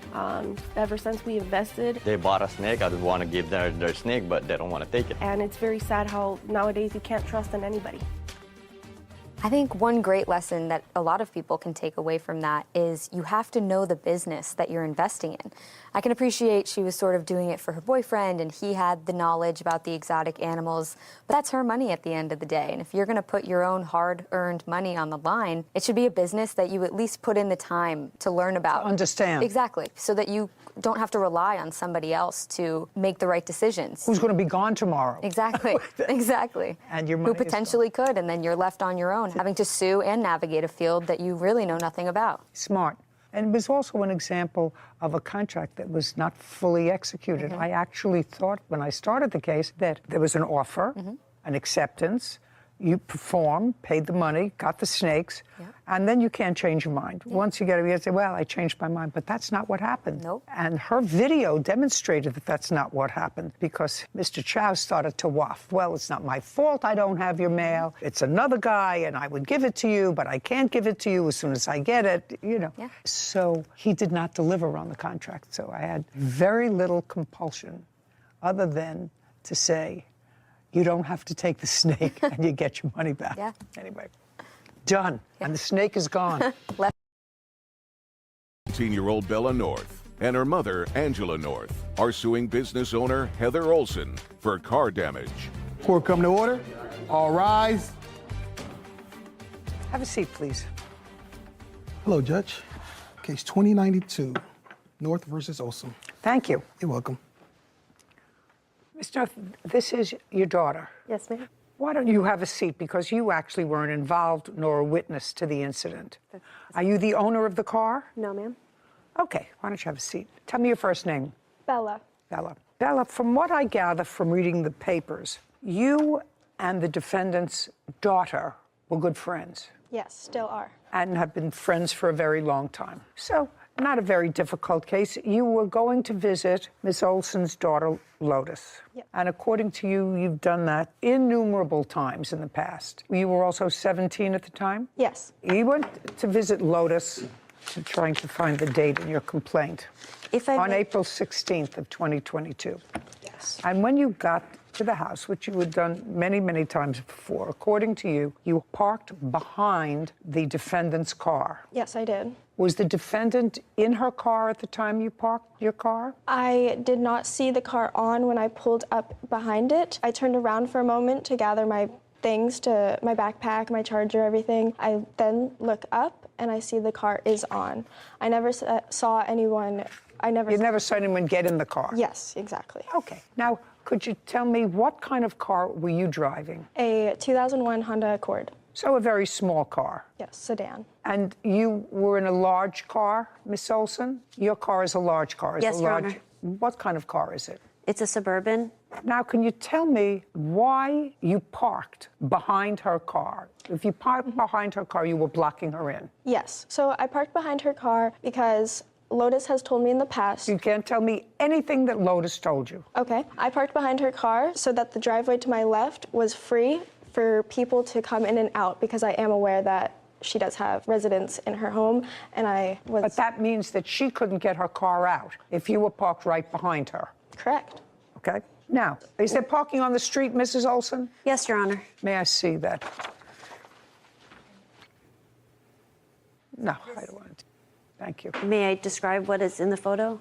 Well, I'm just asking you, is there on-street parking here or not? It's not laid out, but you're allowed to park on the street. We have also additional parking next door at the neighbors. They've invited us to park. No, you can't tell me that they invited you. Sorry.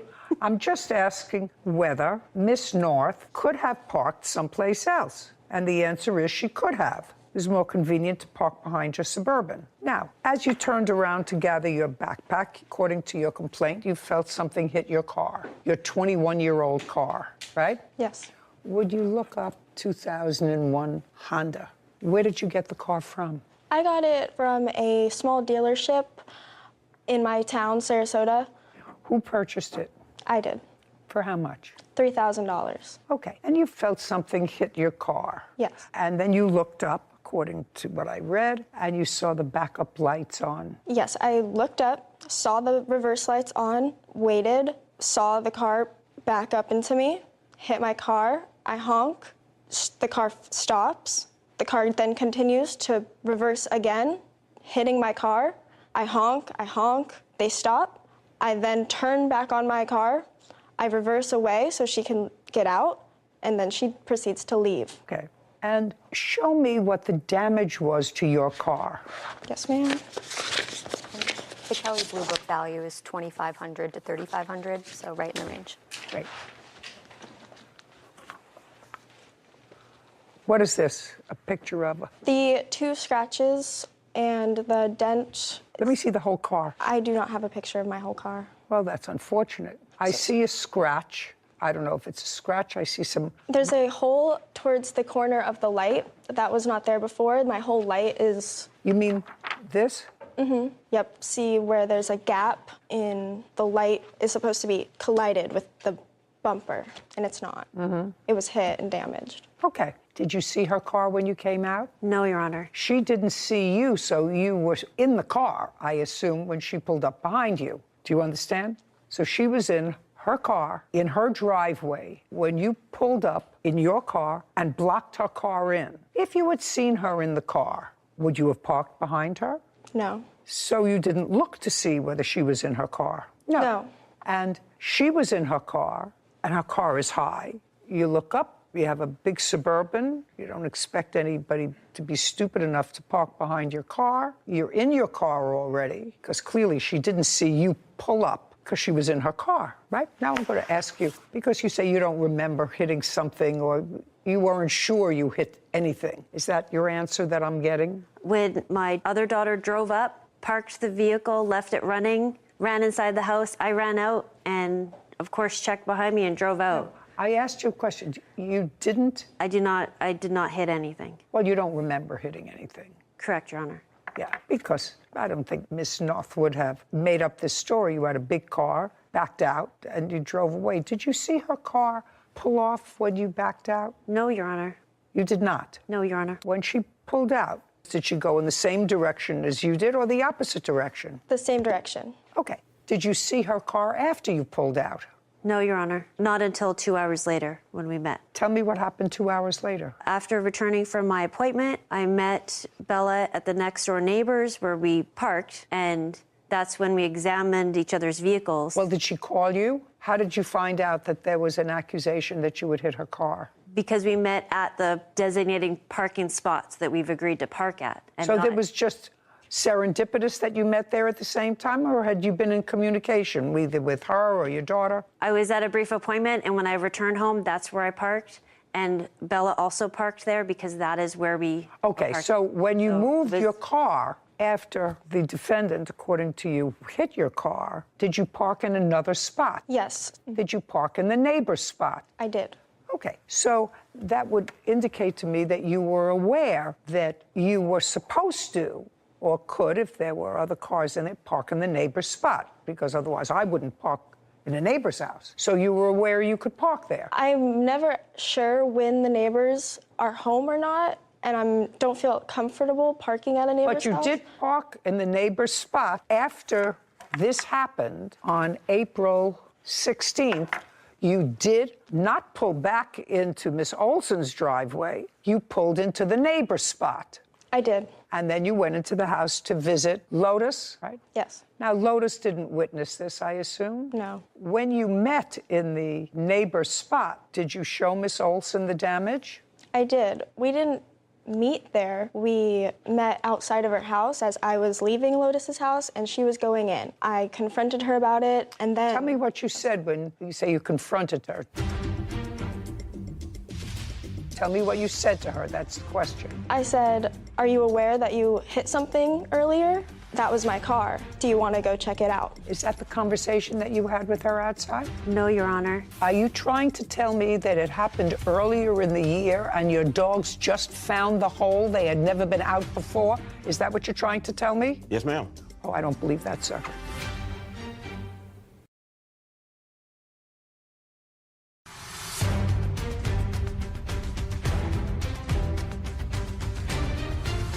"17-year-old Bella North and her mother, Angela North, claim business owner Heather Olson owes for car damage."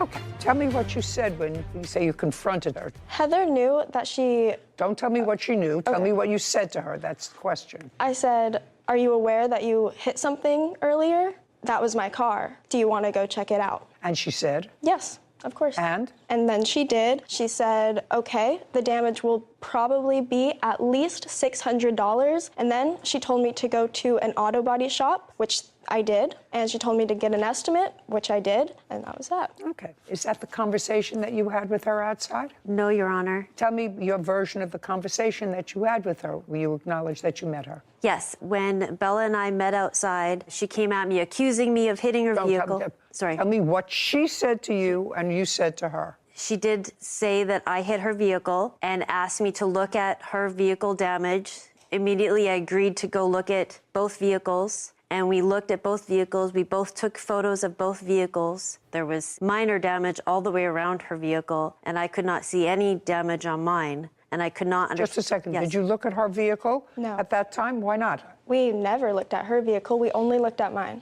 Well, she drove in her vehicle. Yes. Why wouldn't you look at her vehicle? It was about my vehicle. We were concerned with my damage. It was your damage, but you were contributorily negligent. I understand that, yeah. Well, you'd understand that, so you'd want to look at her vehicle, too. Did you ever have a conversation with her and say to her, take her to a body shop? Yes, Your Honor, that is true. Okay. I said, go ahead and see if they can find any damage that could have been caused by an accident like that, because I didn't believe it, and I didn't remember ever hitting her, and I thought it would be more like $200. Bella did come back with an invoice for $600 or $700, and then that was shocking to me because I couldn't believe that there was any damage just from that. So it turned out that the body work she was going to have done was basically her entire bumper and both headlights, which seems like a lot. Which is not the damage that, even assuming arguendo that you caused, she only showed me a picture of one headlight.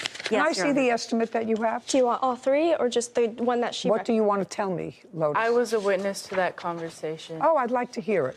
Yes. Stand up, move over. Are you living at home? No longer. When did you move out? I would say the second week of June. Did you have a fight with your mother about this event? No, I did not want to get involved. Great. Okay, tell me exactly what you heard your mother say. She said, "This is my auto parts place, and if you go there, I will pay for those damages." Okay, do you remember that conversation? Basically, that's correct. That I said, go to this bodywork person that I know, because I thought he'd see that's silly and turn her away. But your daughter is making a statement. Is that the statement? Go to my body shop and I'll take care of it. Yes. Okay, fine. Can I see the receipt that makes it? Have a seat, please.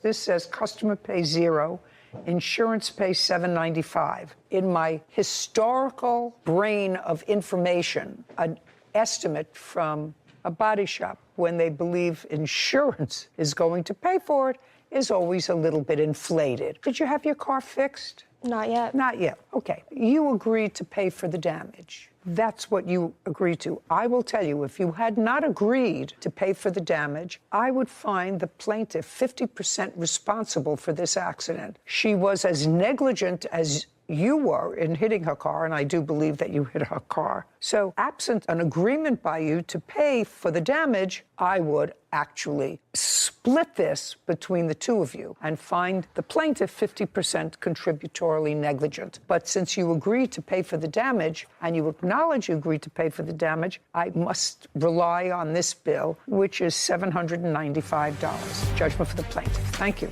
Court is adjourned. I don't think it caused too much friction as we were never that close. Still in shock.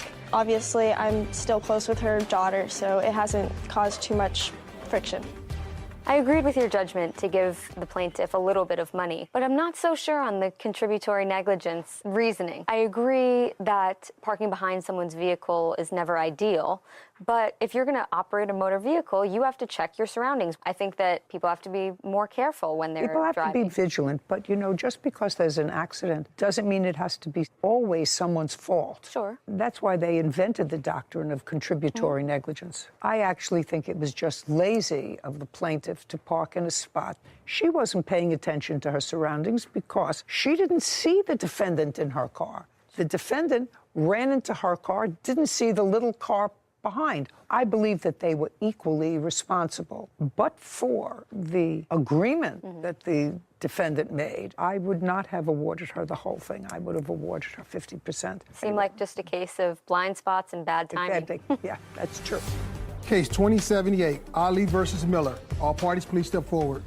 Syed Ali is suing dog owner Abra Miller for car damage from a dog attack. Mr. Ali, you bought yourself a Tesla.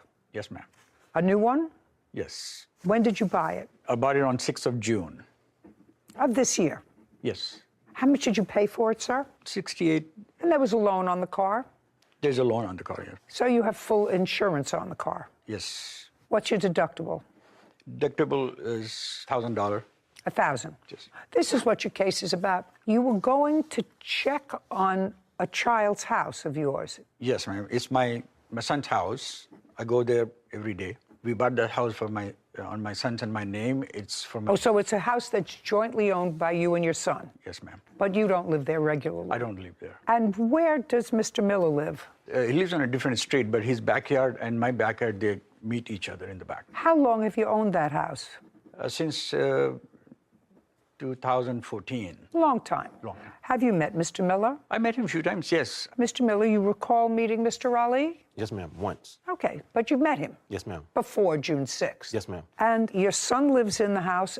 Anybody else live in the house? You live in the house. Is this a tenant in the house? She's a tenant. Yes. Does your son have dogs? No. And does the tenant have a dog? She does. What kind of dog? A Yorkie. You have a Yorkie? Yes. It's a small dog. Yes. Yes. So you have one Yorkie in the house. And you have 2 dogs. Yes, ma'am. What kind? A pit bull breed. Pit bull? Yes, ma'am. And the other? No, both are the same. Both are the same. One's actually the mom and the son. And how old are they? The mom's 10, the son's about 8. And you've had them for years? Since they were born. So June 16th, you go to check on the house. Yes. Tell me what you saw when you pulled up to the house. When I went there to the house to check my mail, I saw 2 dogs. Where did you see the 2 dogs? I saw them in the porch. On your porch? Yes. Okay. Had you ever seen those dogs before? No, I never saw them before. Could you describe them for me? They're a big size. They are black and white, and they're... One was black and white or both black and white? No, the one is black and white, and I have some pictures of them. Oh, you took photos? Yes, ma'am. Yes, Judge. You took photos of them on the porch or initially when you saw them? After I saw them, I was walking out, then I took the picture. Okay, may I see the photograph? Take out the photographs of your dogs.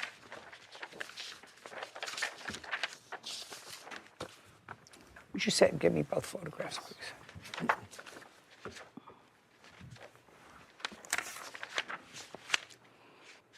I see. One is black. One is white. And one is fawn color and white. Are these pictures of your dogs? Those are pictures of my dogs. At his house? Yes, ma'am.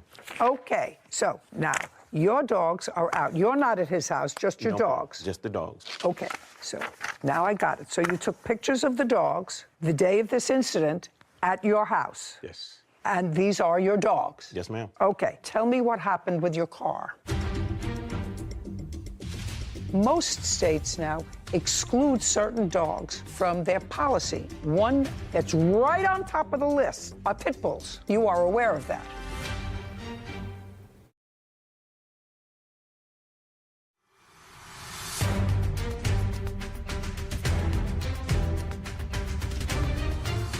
Syed Ali claims dog owner Abram Miller owes for car damage after his dogs attacked Syed's Tesla. Okay, tell me what happened with your car. Then I realized that I think maybe I need to get away from them because they were very ferocious and growling. And I quietly walked away from them, go to my car, lock myself in, and I said, I need to get out. So I saw them, they were jumping all around my car and biting everything. They were biting what? Biting the right side of the tire, this side, and the rim and all that. What your claim is that the dogs caused a substantial amount of damage to your car. Right. May I see the photographs of the damage? Yes, ma'am.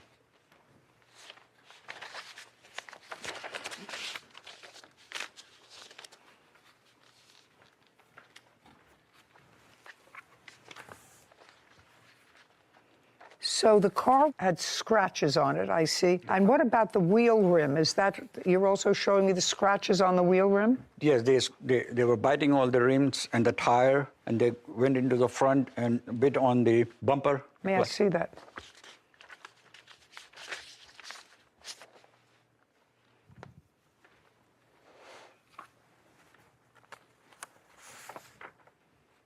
Okay, have you seen the pictures? Yes, ma'am. He sent you pictures of damage. He sent me some pictures, yes. Of the damage. Okay, so now, Mr. Miller, what Mr. Ali is saying is that your dogs, who he has pictures of, that you acknowledge are your dogs, Yes, ma'am.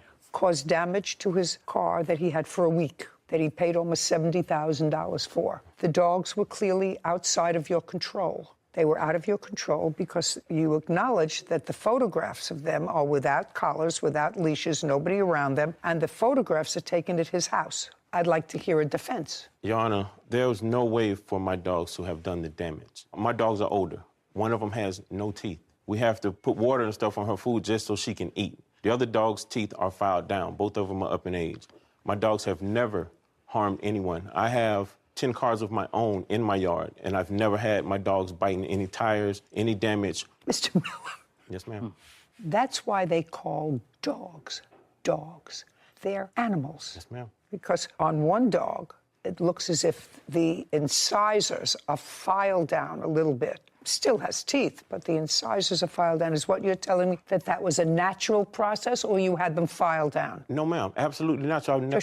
Absolutely not what? Absolutely natural. Absolutely natural. Okay, so the dogs still have teeth. They are smoother rather than sharp, but they still have teeth. Okay, but that's why they're dogs. You weren't there to witness this, so I have to assume that what the plaintiff tells me is true because his evidence is consistent with that. He has photographs of your dogs outside of your control, no collar, no leash, at his house. And he said that he took those pictures on the date of the incident, and he has damage to his car. Now, if somebody has that problem, they don't want to blame the wrong person. And the dogs he's identified as causing the damage are your dogs. I'm still waiting for a defense. You mean the fact that they've never done it before you think is a defense? No, ma'am, not. What were they doing outside of your control? They actually got out of my yard from a previous tenant of his dogs that dug a hole up under my gate. Just a second. So a previous tenant